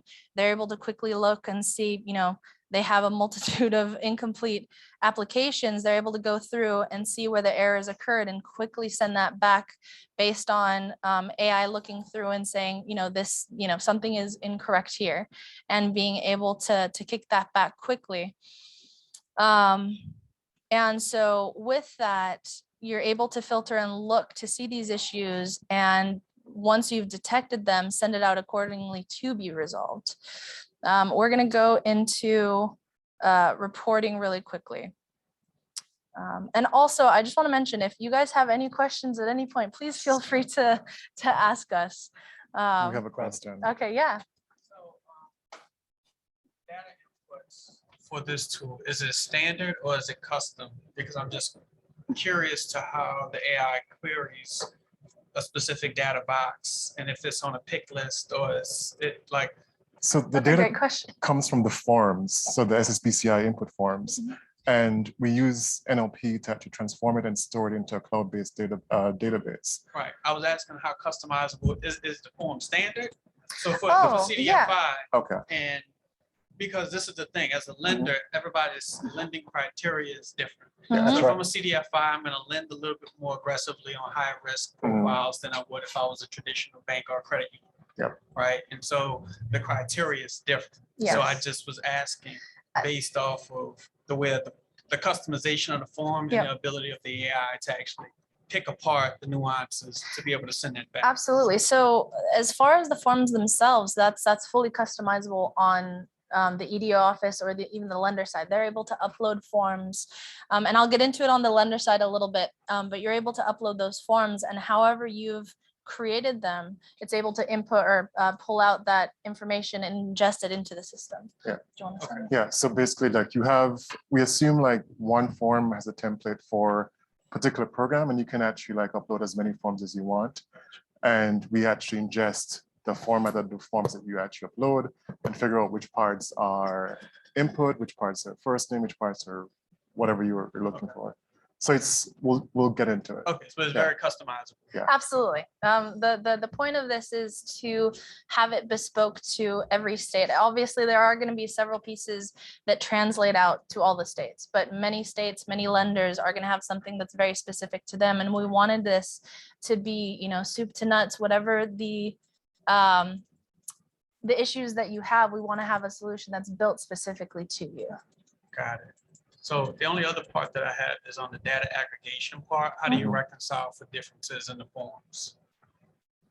So for example, if you're doing your benchmarking and you have your one-to-one, but you're pulling one group from CDFIs and you're pulling another group from traditional banks, which have different lending criteria. How do you aggregate it up or So normalize the data to be able to? We can only aggregate on the things that are common on the forms themselves. Gotcha. Yeah, so the common things, yes, we can actually pull up because we have metadata saying like this maps to that from between different forms. Okay. But the things that are different or special on the forms themselves, they're just gonna have to remain separate. Yeah. Okay. All right, thank you. No problem. Yeah, absolutely. And if there are any other questions, please feel free to ask.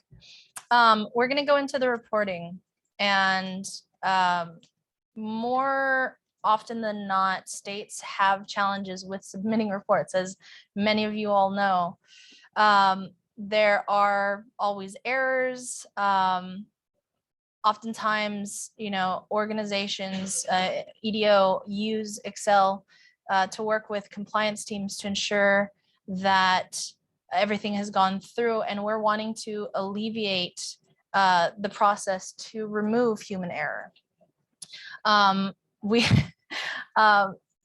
Again, I'm not from the finance world. Ty and I come from technology, and I have been on a plethora of meetings with different states, EDOs, et cetera, and I was shocked to find out how many portfolios were managed solely in Excel. And these are, $1 million portfolios to $1 billion portfolios.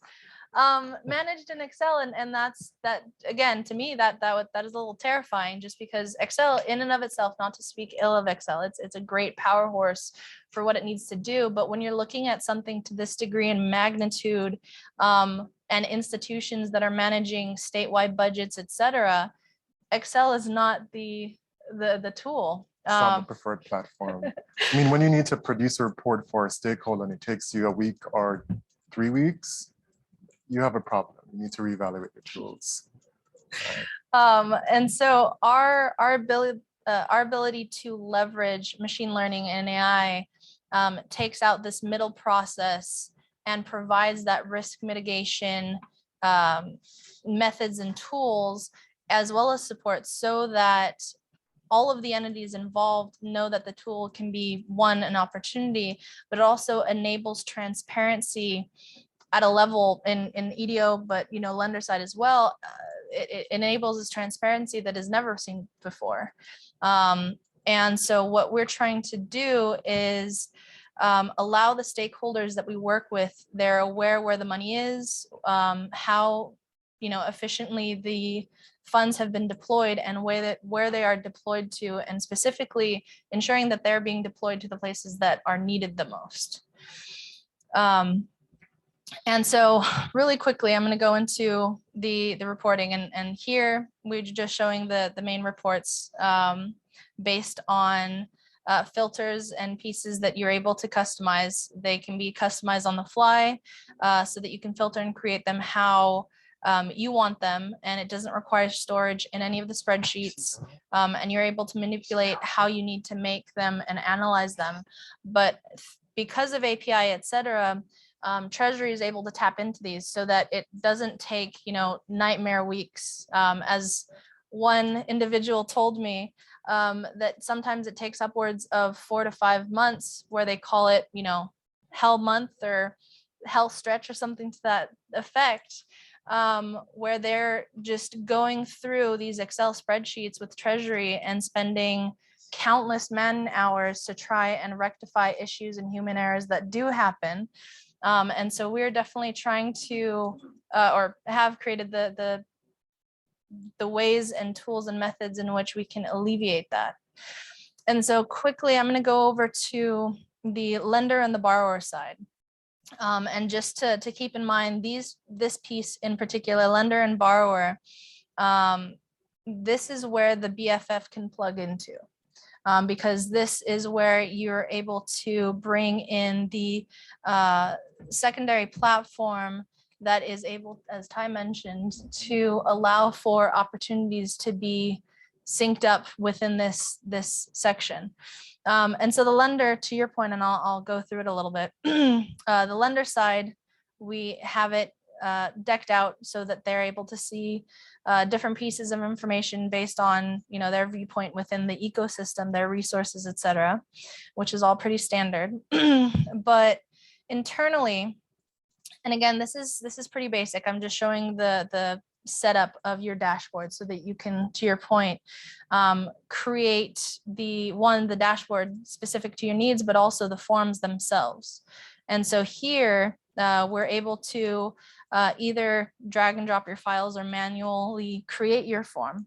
And so we're going to upload our SB 508 and bring it up here. And you'll notice here that we don't have any information because we've just uploaded this particular form. If you have historical information based on, for example, the SB 508, you're able to connect it through API to be able to pull in that information based on it, or manually input it if you'd like. But this is where, to your point, you're able to ingest the forms that you have already and bring them into the system so that you're not spending weeks, months, et cetera, to take the information you have and piece it together to fit something else. Now, we want to be able to help you from the get-go to build it out how you have it and then streamline it from there. And here we go into the accounting, the market analysis, the history reporting, et cetera. And I know that we have a little bit of a time crunch, so I'm going to go over to the borrower side. And so the borrower side, again, their portal, it goes through their point of view of the ecosystem of the economy, their resources that are specifically tailored to them, etc. And we're going to go in, and on their side, we are going to build out their dashboard as well. And so here, we're able to, one, look at place-based capital as well as state capital. So we get a little bit of information on the person who is signing up in order to then have the opportunities based on, one, their interests and their needs. And so again, here's that community bank, the SB 508 that we loaded up. So now it's visible on the borrower side so that they're able to go through it and sign up as they would different opportunities. But for this particular demo, we're going to go through the Mississippi Capital Multiplier Loan Fund through the EDO offices that supply it. And so here, it's pretty much your standard application. And we're going to, through the magic of technology, upload all of our information really quickly. And go through that, and then we submit it. And this then would then take us to our dashboard. So now we have the fund that, one, we're able to see that it's pending, and we're able to track it each step of the way that it's there. This part of the flow process is important. One, it always comes back to visibility and transparency. And so with that, it really looks at helping remove all of these barriers, these tedious forms, etc., and helping create a system in which they're able to see all the different pieces that relate to them in their progress and their tracking of it. And so what we're wanting to do in particular, like I mentioned earlier, is building the trust so that they're able to see those processes.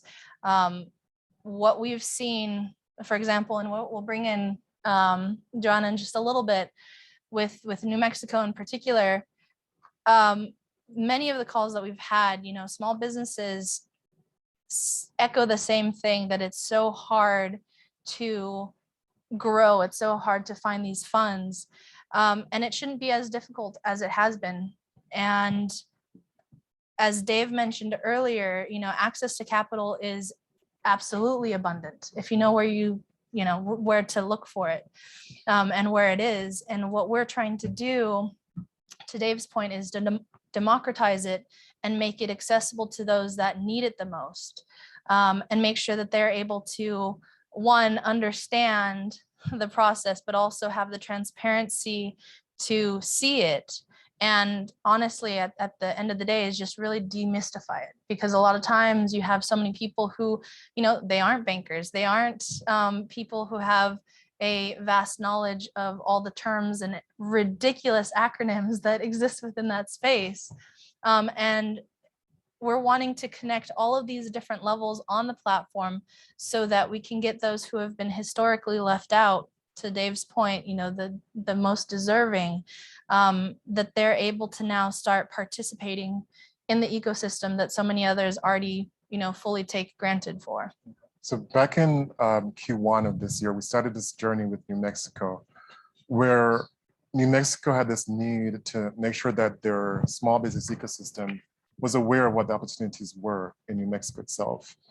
So we went through a discovery process with them where, novel idea, we actually spoke to small businesses in New Mexico and found out what they wanted.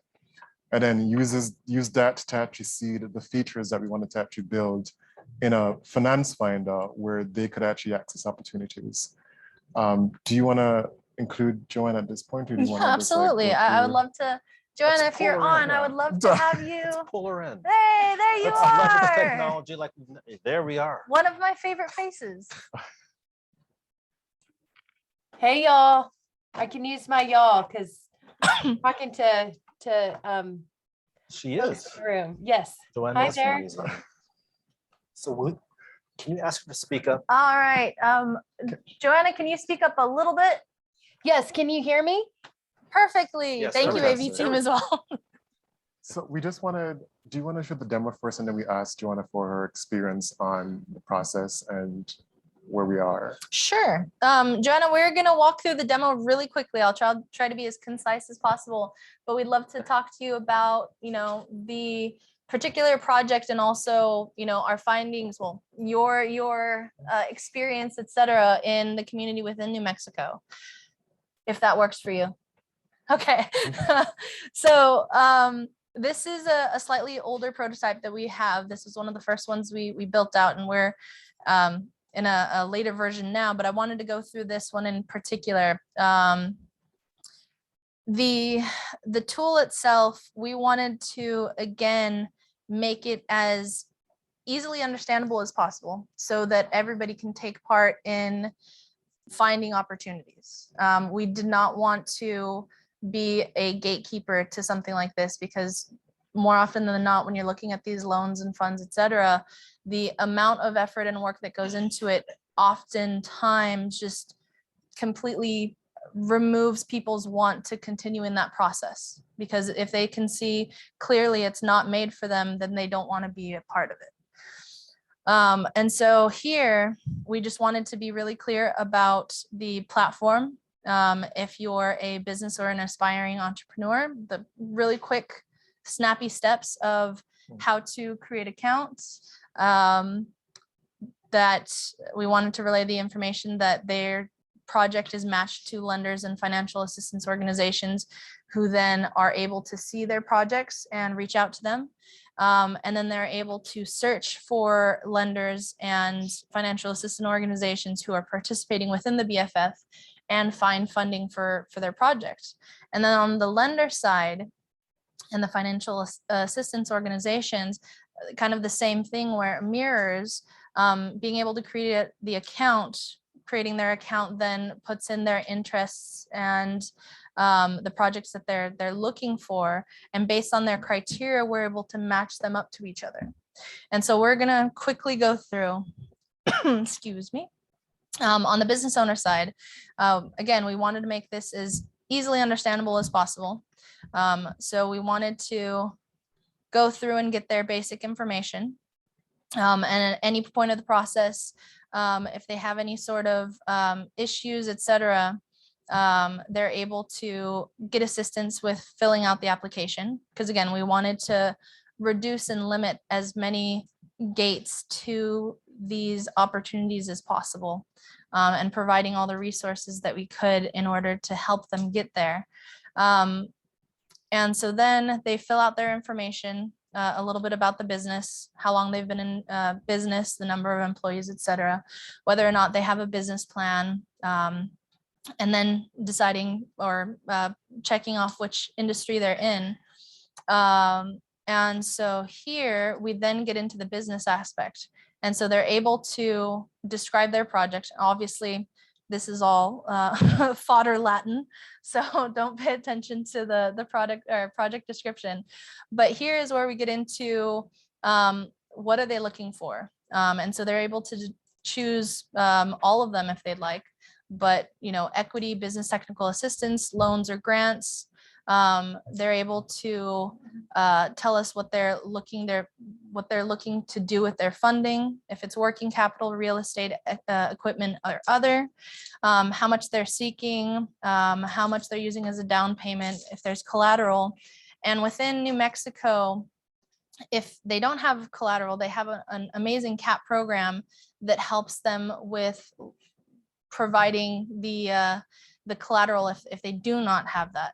And it's assistance through the state that they're able to apply for and possibly be given that to start. And obviously we go through the details, then they're taken into their account. And this in particular, we wanted to make it as minimalistic as possible. Again, easy to understand. We did not want to take away from the main goal and focus. And again, at any point, please feel free to ask questions if you have any.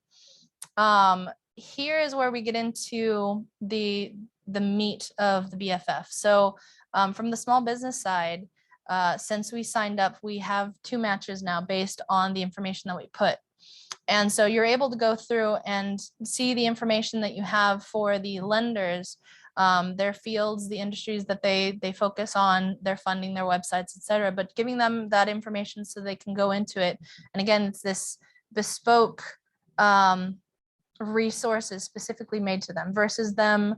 I mean, absolutely, they can do as much research as they want, but a lot of times, and again, this is based on the information that we received from countless small business owners, they spend hours and hours and weeks, et cetera, going through these long lists of possible funders, lenders, et cetera, and just going through and finding out, you know, weeks into the process that this particular lender is not made for them.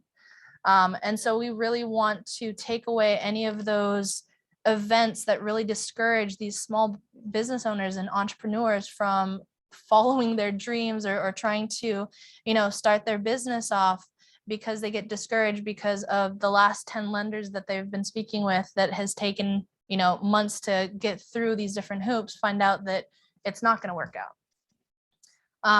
And then within here, we also wanted to make it so that they do have their matches, but maybe they want to do some market research within there and see what else, what other lenders are out there. And so they're able to put in their entire state or the city and zip code if they're wanting more specific place-based. They can look for, you know, the EDO offices or what specific information, and then do a search based on that. And so, for example, here we're looking for loans specifically with working capital in a retail industry between 50,000 and 150,000.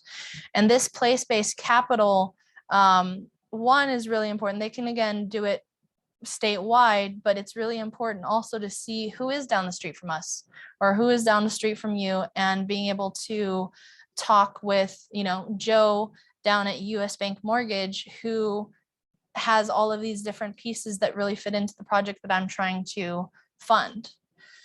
And so they're able to get that information through there. And at any point in time, they're able to change their project because maybe something has changed, you know, life happens, and maybe they are starting a second bakery. And so now they're looking to buy equipment for that particular storefront. And so they can add the project here or edit it so that they're able to change their project and be rematched based on the real-time changes of their project.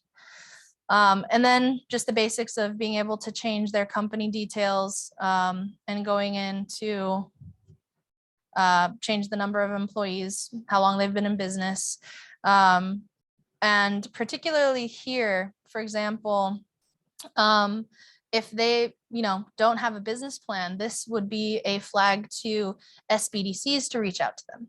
And so based on their matches, again, they can come in here and the SBDC has finally helped them create a business plan. So now they can say that they do have a business plan, and then it would rematch them up with the new lenders who say, you know, we do need a business plan to go forward with these pieces. Excuse me. On the other side of it, I'm going to go really quickly to the lenders. Very similar. The lenders are able to put in their information, a little bit about their organization, and a little bit of information based on the services that they offer, and their general information about their website address, etc. And then we get into their organization type, the programs that they offer, the businesses and projects that they're interested in, their ranges, etc. Here again, you can see, you know, whether or not they're interested in business plans or not. And then their interests overall, and then their frequency of notifications. So on the lender side, we wanted to make it so that they're managing these massive portfolios. So we wanted to create this notification system that they could change if they want real time. As soon as somebody signs up and there's an instant match, they can be notified instantaneously. Or let's say they want to do it on a weekly basis. Every Friday, they want to get a list of all of the small business owners that match up to their interest. They would have their notifications based on that. So here they're able to go through, and again, they have their matches. They're able to see the different industries or small businesses that they were matched with. They're able to search in the same way that small businesses are. They're able to go through and have this curated list of small businesses based on their interests and get the information there. They're like the small business owners, they're able to change their interests based on, you know, the projects that they're looking for. And to the same effect, being able to change their details as well. And so with that, I'm going to close it out and kick it over to Joanna. All right, can you hear me okay, Robbie? Wonderful. Okay, great. It's good to be with everyone here today. I think that one of the points to highlight after everything that Robbie and Ty have shared was that when we met up with M Street X and I picked up the phone and called Dave and kind of just chatted with him about how our recovery efforts were going with the pandemic, it was like talking to an ally, talking to somebody that really understood our challenges. And we were speaking the same language. Rabia and Ty were on those calls, those early calls. And one of our biggest issues that we wanted to address was how do we get out of our normal standard audience, if you will, and how do we generate and facilitate impact? Representative Patterson, this is Robert Walker with Governor.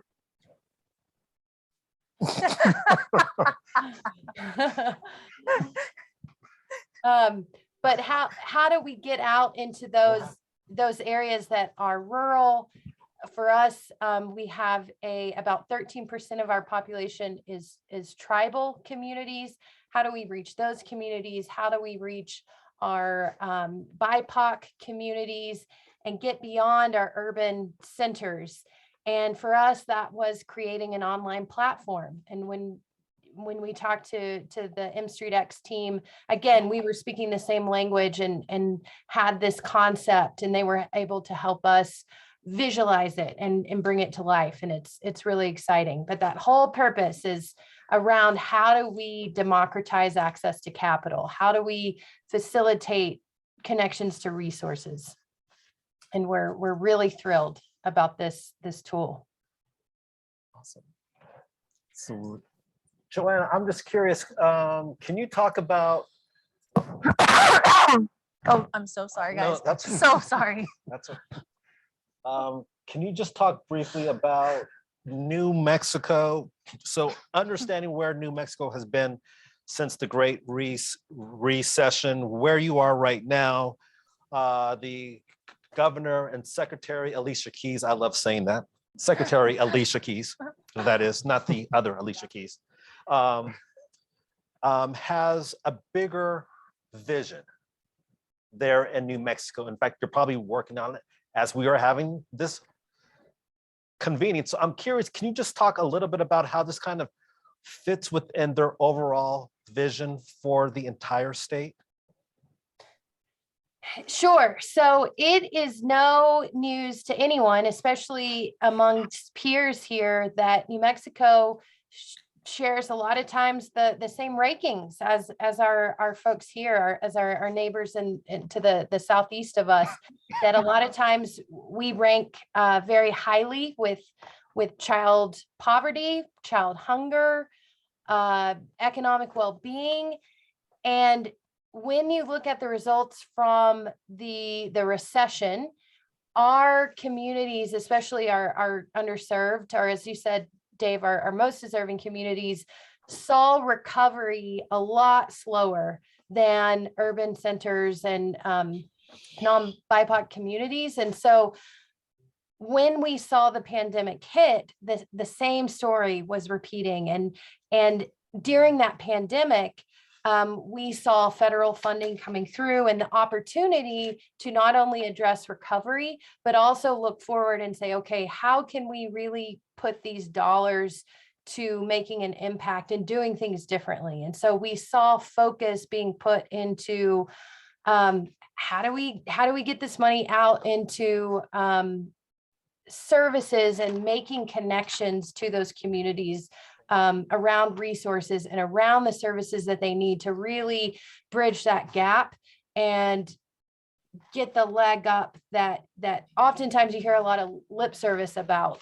But when we talk about the finance finder, for example, it's not a one solution solves all. This is not going to be the be all end all tool. However, it's a piece of the puzzle. So if we get this online component, possibly it's not a solution for everyone. Again, however, our technical assistance providers like SBDC, like our economic development organizations are able to use it and possibly assist someone. And we're capturing a greater percentage of folks to be able to get the information and the resources that they need. So it's a part of that bigger strategy of how do we really make an impact? How do we grow and how do we build back stronger, to use the messaging from the federal government? Awesome. Thank you. Before we go to our next presentation, just want to open it up for any comments, reaction, feedback. Well, we have Joanna here from the great state of New Mexico. Yes. I'll make a plug too, Dave, if nobody's going to ask any questions. Okay. Go. I would just like to say that I really appreciate M Street X's focus and attention to listening and reaching out, going the extra mile to hear those voices that often are underrepresented, are not heard. And so throughout this process, you guys have been great and really instrumental in capturing the sentiment and the perspective from communities and organizations that oftentimes, again, we don't often capture that voice. And it was exactly what we needed in hopes and within the goal and purpose of creating this tool. So I think that was a really big key to this whole process. No, I was just going to say how much I appreciate those words. You know, Ty and I mean, I can't obviously speak 100% for Ty. But particularly from me and coming from the technology side, big corporate, I came from very large corporate technology, and then, you know, moved into nonprofit, et cetera. And you know, we talk about gatekeeping a lot. Resources, not just capital, but resources in general. Data is one of the biggest resources, and it shouldn't be companies such as Amazon and all of these other, you know, Google, et cetera, that have a monopoly on resources. And, you know, take resources however you may. And for me, you know, I really started looking at what I wanted to do with, you know, the skills that I have, you know, career-wise, and finding this intersectionality where, one, we can leverage technology to really help open up the doors to resources to these communities that, you know, I've mentioned previously, just historically are left out of the conversation time and time again. And it really is centered on bringing them to the table. And to Joanna's point is listening to them, you know, go over their wants, their needs, their fears, and inputting that in the technology that is accessible to them. Because as it stands, oftentimes technology, like I've said, is not made for everybody. And oftentimes you have, you know, UI, UX or user experiences that is based off of a particular person in mind, and that doesn't include certain communities, particularly the most deserving communities. And so it really takes it really takes not a lot of effort. It's just a matter of bringing them to the table and talking to them and understanding what they need.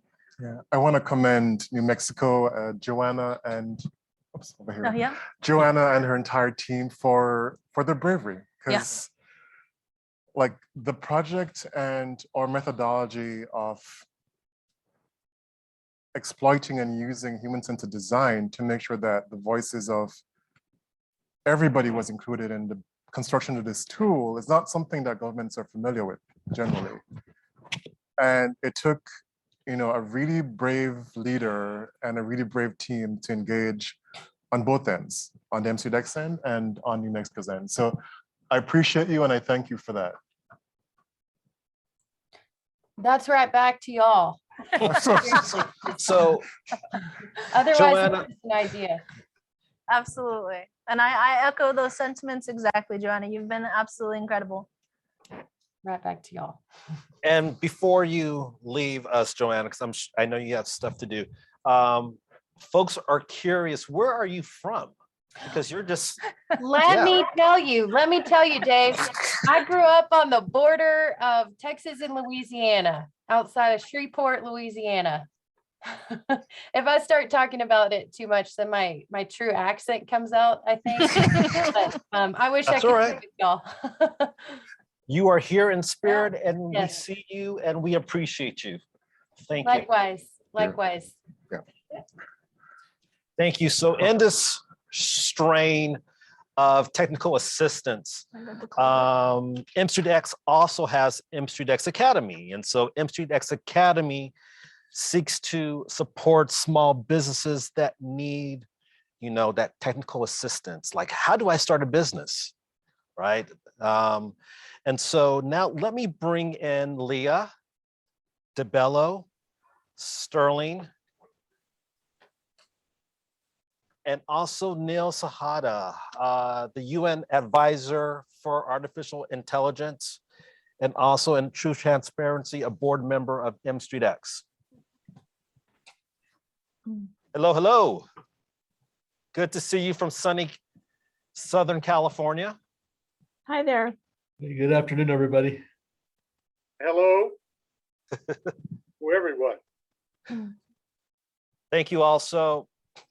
We're just going to have a conversation, folks, just a conversation on technical assistance, but also leveraging, I don't want to say new technology because it's been there for some time now.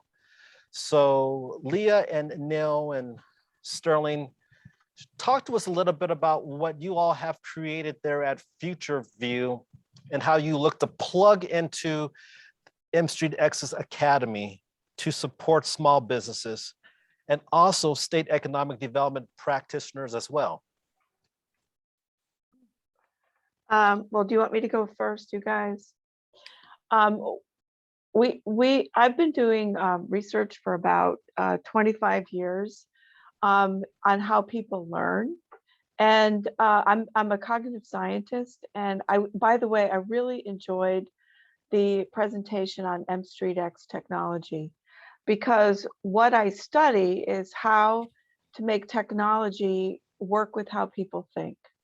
And what I've been doing for the past, several decades actually, is studying how to make learning work with how people think. And our learning model and our technology platform is built to democratize learning and to accelerate learning for any learning style and any what we call entry point. The idea is that for 170,000 years, human beings have not evolved biologically, but they've still adapted. My father's in his 90s and he uses an iPhone. We figure it out. And the way we figure it out is we learn by doing, and we learn by gamifying our lives. So we develop technologies where people learn complicated things through games. And we've been very successful at getting people, anybody really, to learn complicated things through gamification. And we've been talking to Dave Rickster for quite a while about how we do that. And it's been very exciting. And we see that this is a great application for what we do. We started, Sterling and I, with trying to get advanced technologies to New York City Transit almost 25 years ago with people who were from 80 different cultures, many of whom didn't even have a high school education and who were civil service workers and union members who couldn't be replaced. And we said, we've got to make it work. We've got to make advanced technologies deployed at the front line. And it was the first successful deployment of enterprise technology for a large transportation authority ever in the history. And it was very successful.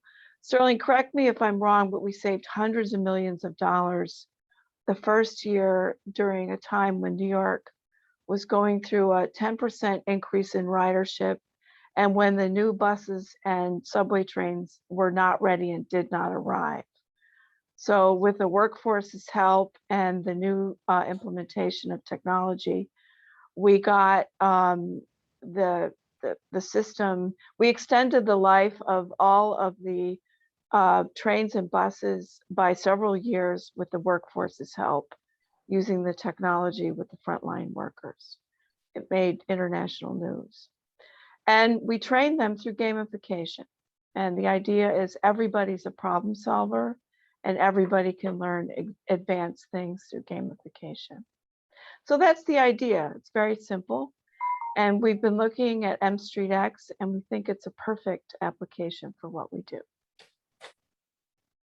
Neil, you want to add anything to that? I think that's a pretty good summary. The one thing I probably just mention is that, tapping into some of the virtual world and some of these, AI machine learning tools, we're able to not just have like a real world scenario for them to play with, but a dynamic one. So it's not like you can just memorize something and get through it. It's really designed to really upskill and uplift people so that they're actually able to get the experiential learning to actually be able to do all these things, whether it's start a business or understand more about D&I or tackle other things. That's really the goal of the platform, is to pull you forward. It's also a lot of fun. We've been using this all over the world. We're probably in 9 countries now, and we've tried to do psychologically safe leadership in some countries where psychological safety is not common at all. And a lot of the management in these companies really think it's a blast because it's a whole new concept for them. And what's fun about our platform is you can try and fail in a psychologically safe way and just do it over and over again until you get it right. There's no failing. And you can even do better than it's like Tetris. You can keep leveling up and getting better and better. So it's not like you get the answers and quit. You can keep going. Awesome. So I would love, so imagine folks, the metaverse that is so popular right now. Everyone's talking about the metaverse. In fact, was it last week or the week before last, Facebook changed their name to Meta. So, this is the new world.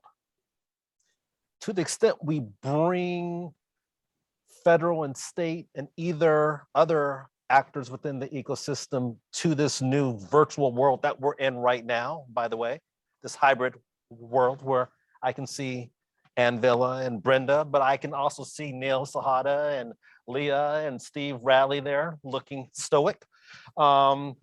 We live in this new hybrid, I would say, ecosystem.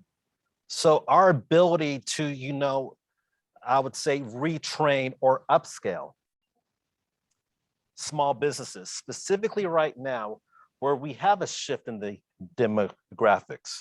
We all understand that the United States or the globe, respectively, is becoming a more browner community. So to the extent we're able to provide those resources to the most deserving communities, we have a better at, I would say, maintaining our state and our state, national, and global competitiveness. And so Leah and Sterling and Neil, can you take us on a tour, if you will, of what this universe? So Sterling, why don't you show a video? We're worried about logging into the world because we don't want to crash with all the Zoom. Yeah, we don't want to But- crash the world. Yeah, so why don't you do the number one city fly through video, because the video is not quite. David, I need you guys to let me share my screen. then. Yeah. Okay. You're all set, Sterling. Okay, now while you're watching this, you have to realize that you could be here. This is not a video that people watch. This could be your community in New Mexico, Louisiana, Ohio. We can get a LiDAR rendering of your city or your community, and the community outreach people could actually practice reaching out to the small businesses in this community, and it could be the community. So we've taken a city, one of our cities from one of our clients. Sterling is getting it up now. It just takes a longer than a second for the Okay. user to know that Now, yeah. okay, now it'll be a little jumpy because we're on Zoom, but we're flying through one of our cities, and there's people in the street walking around, cars, etc. We can take a LiDAR of, Louisiana, New Orleans, and the businesses there. And these people can be actual people, or they can be robotic people. And we can take, I guess that was the short video. Maybe we should show 004 city fly through. Give us a little more time to talk about it. And then we can use advanced AI. As you can see, it can be a pretty big city. We work with a lot of mining companies who wish to war game, the building of a mine near a community, so that the people in the community can see how their mine is going to be affected, how the mine will affect their community. They can visit it. So the way that this is different from other virtual world applications is the people in your community can actually log in and go here, walk around the cities, see each other. We spend a lot of time in virtual world. Some of the people we work with, we've never met in real life. Some of the people we've worked with for 10 years, we've never met in real life. We only work with them in a virtual world. So this could be your community outreach people practicing community outreach. Now we have an advanced learning model so that you could have certain metrics. Let's say that you want to get a certain return on the dollar for the money that you're disseminating in your community, and you want to be identifying the right kinds of businesses and meeting certain metrics. The outreach people or the people that work for the community offices can rehearse that and see how they're doing with that. Are they identifying the right kinds of companies? Are they assisting in the right way? That can all be done in a virtual world first, so that they can practice learning about the cultures and things like that. And we can have a scoring metric that shows people the appropriate approaches, and they can become more acclimated more quickly. We do this everywhere where there's inclusion and diversity issues, even Africa, and it really helps people tailor their approach. But this, yeah, go ahead. Yeah, Question. Leah, can you show us the outreach that you have as to how to start a business? I think Yeah, so go to 002, Sterling. Here's a,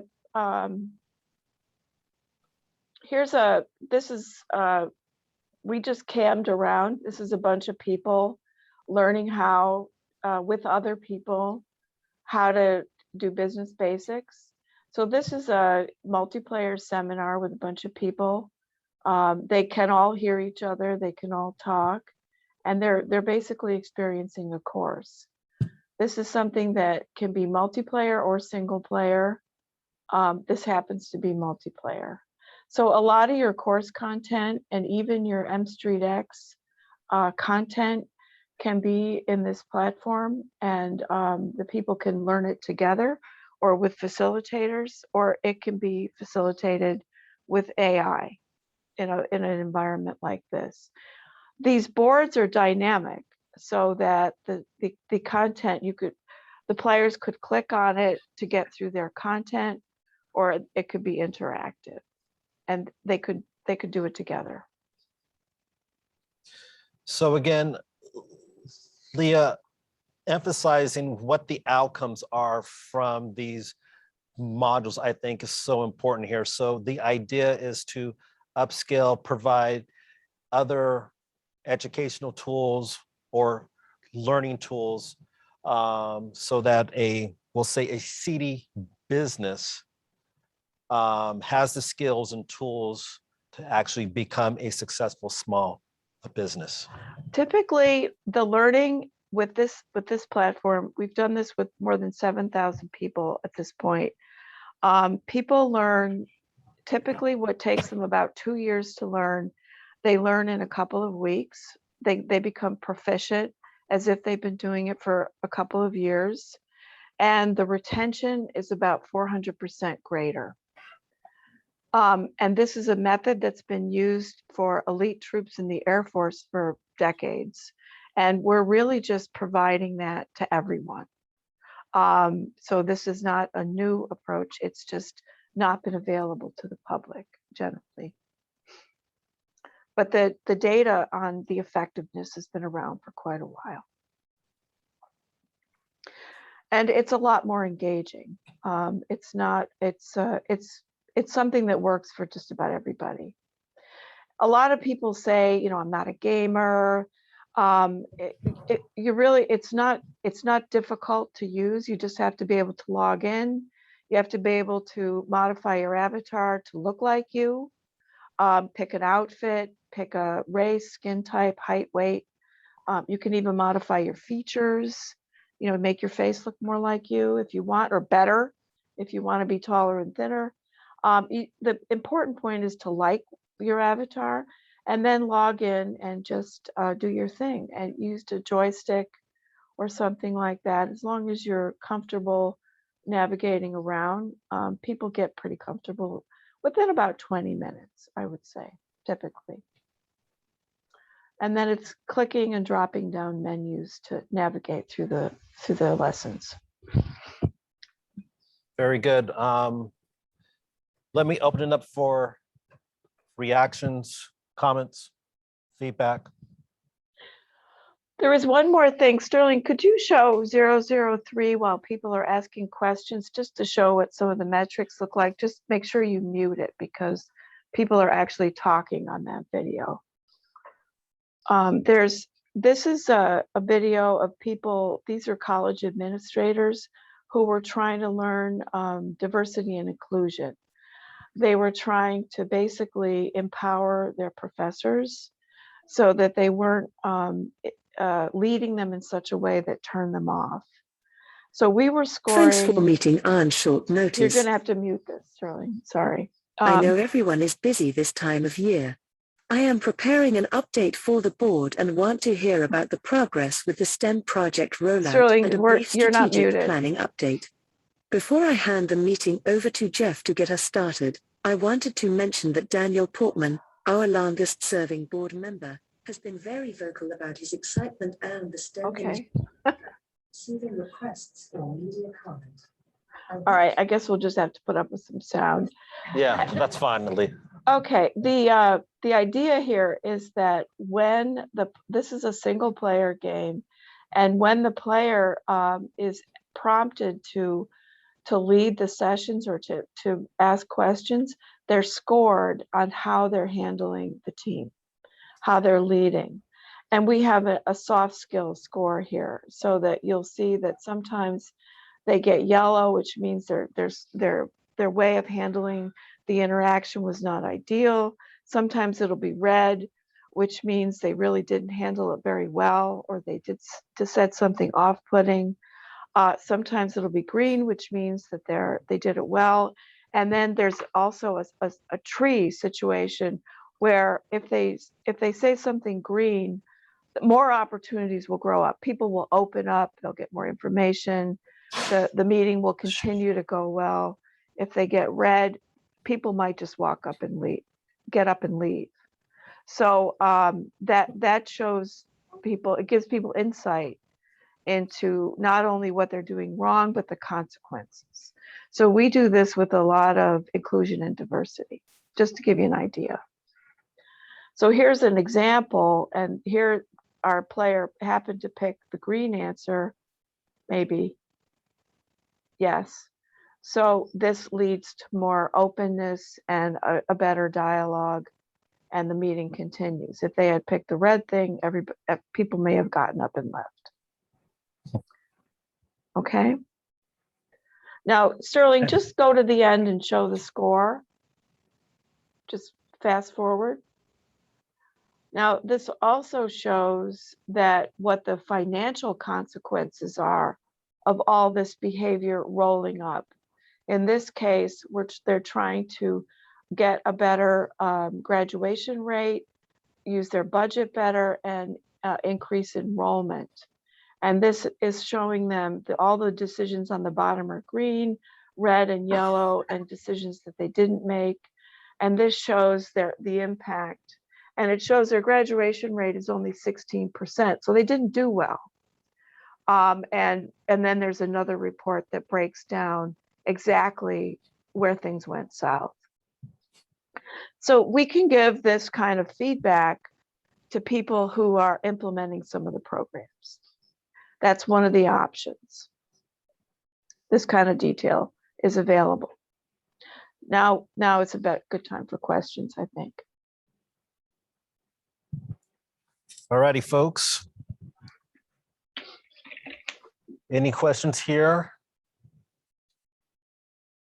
Any questions out there in the metaverse?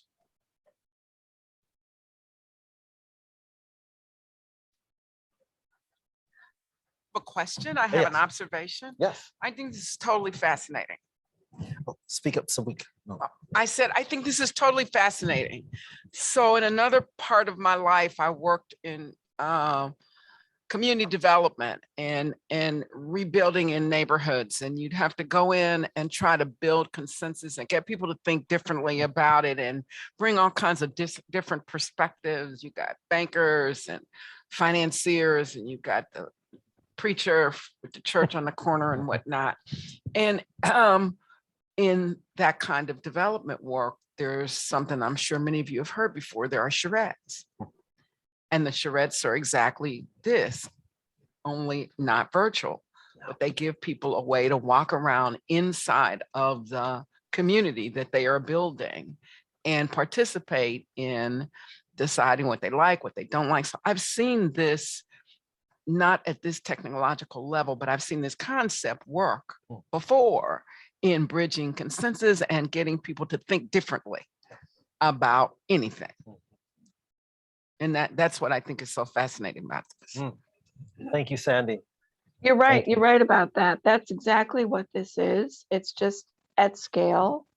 And one of the ways that we do testing to see if we're onto the right way of measuring success is getting people who've done what you've done and having them go through it and see how they do.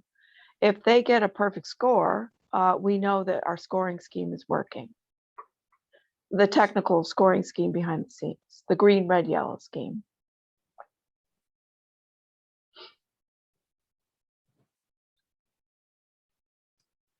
Very good. Leah, Sterling, Neil, thank you. Thank you so much.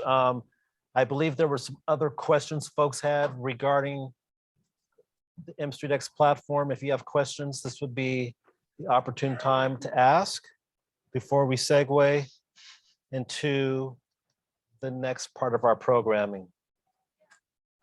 Sorry, there were several there are several questions that came up while we were presenting, so I apologize to everybody virtually who had submitted the questions. Let's see, STD Daniel mentioned that they have a smaller lending institution submitting bulk PDF applications. How can AI technology solution help us handle that? Do you want to forward that question?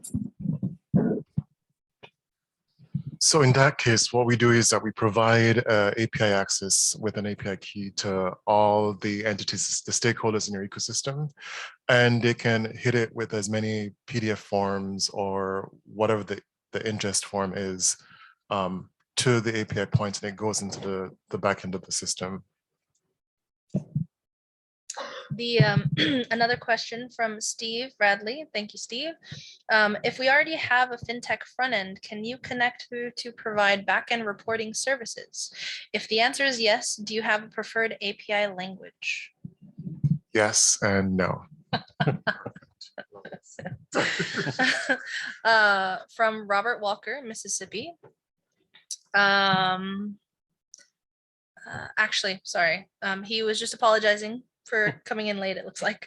From Diane Standardert. I'd love to ask a question, but can't figure out how to raise my hand. Not necessarily New Mexico specific, but related to the application portal. Diane, if you're still on, please feel free to unmute yourself and I see her. there you are. I see you. Feel free to unmute yourself and you're welcome to ask a question. Great, thank you so much. My name is Diane Standard. I'm with the Hope Policy Institute based in Jackson, Mississippi, but covering also Louisiana, Mississippi, Alabama, Arkansas, and Tennessee. We're the policy arm to Hope Credit Union, Hope Enterprise Corporation, a Black-led CDFI based here in the Deep South. And so really appreciate the opportunity to learn here. As you're going through the application portal process, sort of very familiar feelings were coming up and sort of struggles that are happening with the rental deployment of rental assistance funds, which have relied heavily on online portals and automated systems. And so I think making sure, and particularly reaching sort of, as we would say, the most deserved communities, folks that have historically not been able to access the capital resources that are coming down through these programs, and making sure that the technology is not a barrier to access in that way. And so two questions that came to mind were, I think you had mentioned that in some places there's going to be AI recommended decision, that the AI, that artificial intelligence is going to help make recommendations about certain decisions.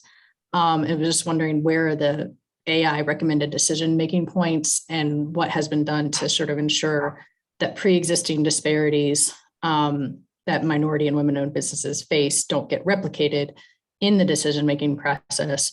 And then the second is for the borrower-facing portal or application, has that been tested by actual borrowers, particularly those with limited technology access, or the CDFIs that serve those borrowers, to make sure it's actually workable, like upon rollout? Okay, so for your first question, AI is used in two places: in the ingest of the application itself to determine what elements actually go into the database, and specifically, the second case is all about how do you increase diversity in your portfolio. So it's how do you detect that your portfolio mix needs to be more diversified so you actually do include minority and women-owned businesses. And your second question, I forget what it was. Have we tested with other lenders? For the BF? So for example, particularly in the, sorry, go ahead. Borrowers, yeah, so the actual borrower-facing application in the actual, not the BFF, the actual, like if someone's trying to apply for in one of the programs offered through the EDO, does that application itself, has that application been tested with actual small businesses that are in sort of historically underserved, or with sort of CDFIs that specialize in working with them? Yeah, so I know that this was more towards the CAT tool. So the work that we've done, a lot more has been done with the BFF currently, because we have spent countless hours with small business owners as well as lenders. And so, we're not segregating the lenders from this at all. We're trying to be able to reconcile the two parties speaking two different languages and make it so that they're able to meet on the same level, same playing field. So for the CAT tool, we have projected to do a discovery phase in the same way that we have with the BFF, to spend as much time with not only small business owners again, but also with the lenders, CDFIs, et cetera, to really get to what they're needing, the particular processes, so that we can create the design through our methodology to really include everyone's side, so that we are making a tool not based on what we think they need, but on what they're telling us they need. And just to put a finer point on it, like the entity, the language that they're all speaking is the language of like the application data. Like what it is that we're working on, what is it that businesses want, what is it that lenders are offering, what is it that EDOs need to decide on. Thank you. Go ahead. So. Yeah. Specific more or less to SBA-based products, especially from the EDO perspective. One of the biggest hurdles that stops small business, especially minority-based businesses, for products like SBA 504s and 7As, is a compliance side on the backside for the CDFIs and or for the banks. Does this tool with its reporting metrics offer an offset that'll help with compliance costs that can actually ease the barrier for a lot of these smaller businesses for CapEx expansions, for example? So we have done compliance checking for 508 and for SBC, well, whatever. We haven't actually like piloted it yet for other programs in SBA, but we're open to that at this point. If we have what you're looking for and you have the compliance rules, we can codify it for you. But we haven't done it at this point yet for those programs. Because from a public financing perspective, those are the two instruments. Yeah, from a public financing perspective, those are the two products that are most used in economic development, would be your 504 7A and the your SBA 7A and your SBA 504 loans. So that's on the public financing side. So you know, those are barriers that all businesses have, but that's a big point of contention for a lot of lenders, is because the compliance side is very expensive. Yeah, and I mean, I feel like a lot of the issues that are faced with that is so oftentimes, particularly with technology in the government, it is technology that has been injected by people who don't necessarily understand the inner workings of it. And so they're, again, to my point earlier, you know, a square peg in a round hole kind of thing. At the basis of all technology, we are the ultimate gods, creators of it. And so as soon as you know what you need, you can have the technology created specifically for those pieces. And again, based on what we do and who we work with, it is based on their rules, regulations, and criteria that they specifically need. You know, people don't have to rely on outdated technology that doesn't serve them anymore. Sorry, go ahead. That was it for the questions, unless virtual world. yeah, Anybody have anything else that they would like to ask before we kick it back to the other team? Yes, my question is in the chat. I don't know if I'm articulating it correctly, but I wanted to know, have you all shared your technology or this platform with Treasury? And would there be any discussions where Treasury could perhaps do a nice big contract and get this out to the states at the federal level, where we don't have to use our application? Dave, please kick that question off. Can you repeat that question? No. I'm Yes, just playing. Oh, no. I heard you. And who am I speaking with? Yes, this is Cheryl Bostic again from Virginia. And if I didn't know whether that question had been posed, but it's one that makes sense to me. I'm new to business finance. And I know there's been a discussion on getting someone with lending background in the position of fund manager for SSBCI, but I come with 16 years experience with grant management from the public pre-K-12 realm of education. And at the federal level, they had technology that would make reporting and applications and things somewhat easy. And so I'm hoping that there has been discussion on making that type of technology for reporting and all the ins and outs to $1 million portfolios Sure. easy for states to do. So I'll just be very, very frank. We're all aware that there's this technical assistance piece of money that's coming down, right? So of course, M-StreetX is interested in identifying how we can support the states by leveraging our technology. So we've had conversations with many of the states that are participating, including LED. And so would Treasury be interested in this type of technology? I don't know. But of course we are here. I was part of the portfolio with SSBCI 1. And so I would encourage any state that views this technology as something that they are interested in using to not just mitigate portfolio risk, transaction risk, compliance risk, but also because it potentially could be seen as something that is extremely valuable to the states, right? And so I would say you as a state have the voice of Treasury, and to the extent you use that voice in a manner that gets their attention, then I think M-StreetX has an opportunity to participate in a meaningful manner. Is that a good way of answering your question, Cheryl? Yes, because I'm making myself visible where the lighting is I not see so you. great. Yeah, and I'm looking at cameras. I'm being, I I feel recognize like that I'm the on lighting isn't so Channel great 7 this News time or of day. something. Yeah, but I heard the comment made earlier that you all were surprised that agencies were running multi-million-dollar portfolios through Excel documents. And yeah, when I came on board, I was thinking, sure, show me your grant management platform. So now we're researching them, and I respect the fact that this agency is doing so at my prodding. So we are in the market for grant management platform that would be ideal for financial management of funds in this magnitude. So I don't know if I was off base in asking that question, but I was hoping I'm not. No. Thank you so much No, for that I question. think it's appropriate. I mean, again, M-StreetX is the innovation out of SSBCI. If it weren't for SSBCI, I would not be standing here or sitting here today talking with you.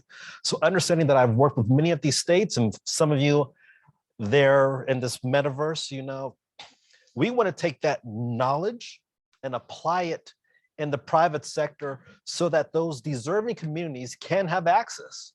It's very simple, right? I mean, let's leverage technology in a way so that everyone has the opportunity to participate. Yes, my question is because Virginia is very restrictive into the types of technology that we have access to. For instance, right now, we're researching, let's just leave it there, very restrictive to the types of technology. And so passing certain levels of clearance would be a priority with onboarding technology of this magnitude and type. So there would have to be assurances, of course, and tons of confidential documentation. So they are very sensitive to the types of technology that we have access to. And so if it comes from the federal level, I think Virginia would be much more amenable to onboarding your platform. So those are the types of questions and. Sure, let me bring it in Ty, if I may, who just Ty, from your experience working in the federal government at Commerce and understanding how the federal government works, can you alleviate some of those concerns that Cheryl may have, or I You mean, know, I can just- alleviate anything. I Okay. can prescribe some drugs, but that's a separate thing altogether. Sorry, it's late. I'm tired. I'm exhausted. This is like a long day. Okay. No coffee. And there is no coffee. Yes. Tomorrow we'll make sure that there is. I apologize. So a great point, Cheryl. Sorry for goofing off a little bit here. So I spent quite a few years actually working in IT projects for GSA and for the Department of Commerce and FedRAMP and SOC 2 compliance and like all the lovely things that make a secure and private platform that is blessed by government is sadly what I lived for at least 5 years of my life. We are in the process and we have to actually go through the same process with the platform that we're building right now. It's just going to take time, as you know, for all the certifications to come through, but I promise you it's in the works, it's on the agenda. That's very comforting to know, even if I Okay. can't benefit from it immediately. I understand this is a 9-year program and we want to get, to our tranches in a very timely manner. And I appreciate the fact that you're transparent and honest. Long days can be exhausting. So I appreciate the realness. I love it. Okay, thank you. You got it. Yeah, go ahead, Ann. Or I was just saying, I don't think it's just Virginia. I think all states, chief technology officers are concerned about security that they have with platforms that the agencies are using. So I don't think it's just, Virginia. I think that it's happening across the board now with just all the data breaches and cybersecurity issues that I think a lot of us have been faced with. So don't feel like you're on an island by yourself. I face that day in and day out, even in the state here of Louisiana. But one thing that I wanted to add to that I think is important is when we think about technical assistance, I think we think typical of kind of, I want to say old school. So you think about, oh, technical assistance, we need legal, we need HR, we need marketing, we need, we need, I'm sorry, CPAs, accounting, those type of services. But I think what we need to for the businesses, for the entrepreneurs, is we need something to this magnitude, like this platform, that will match those that want to lend or those that want to provide capital to those that are in need. So I think that this platform is a different type of technical assistance that's provided to the entrepreneurs. So that's what excites me about it whenever we first started talking, with Dave and his team about the platform. So that's what is exciting to me. And I think it's a different spin on technical assistance than what we're used to calling technical assistance. That's the point. Well, I appreciate all the input. I'm very glad that my supervisor put me onto M Street X. So I'm a very new subscriber and I appreciate the information that's been shared. You all have done an excellent job. If I reach out to you by LinkedIn, please don't hesitate to accept my invitation. But I'll be We following certainly and won't. connecting. Absolutely. Okay, thank you. Thank you. And with that being said, we are running a little bit behind, but that's okay. Because our next speaker, Jason Rittenberg, just happens to be sitting right directly across from me. Wherever you like, wherever you're comfortable. I had slides. I don't know if We have slides for you. All right. Wherever you would like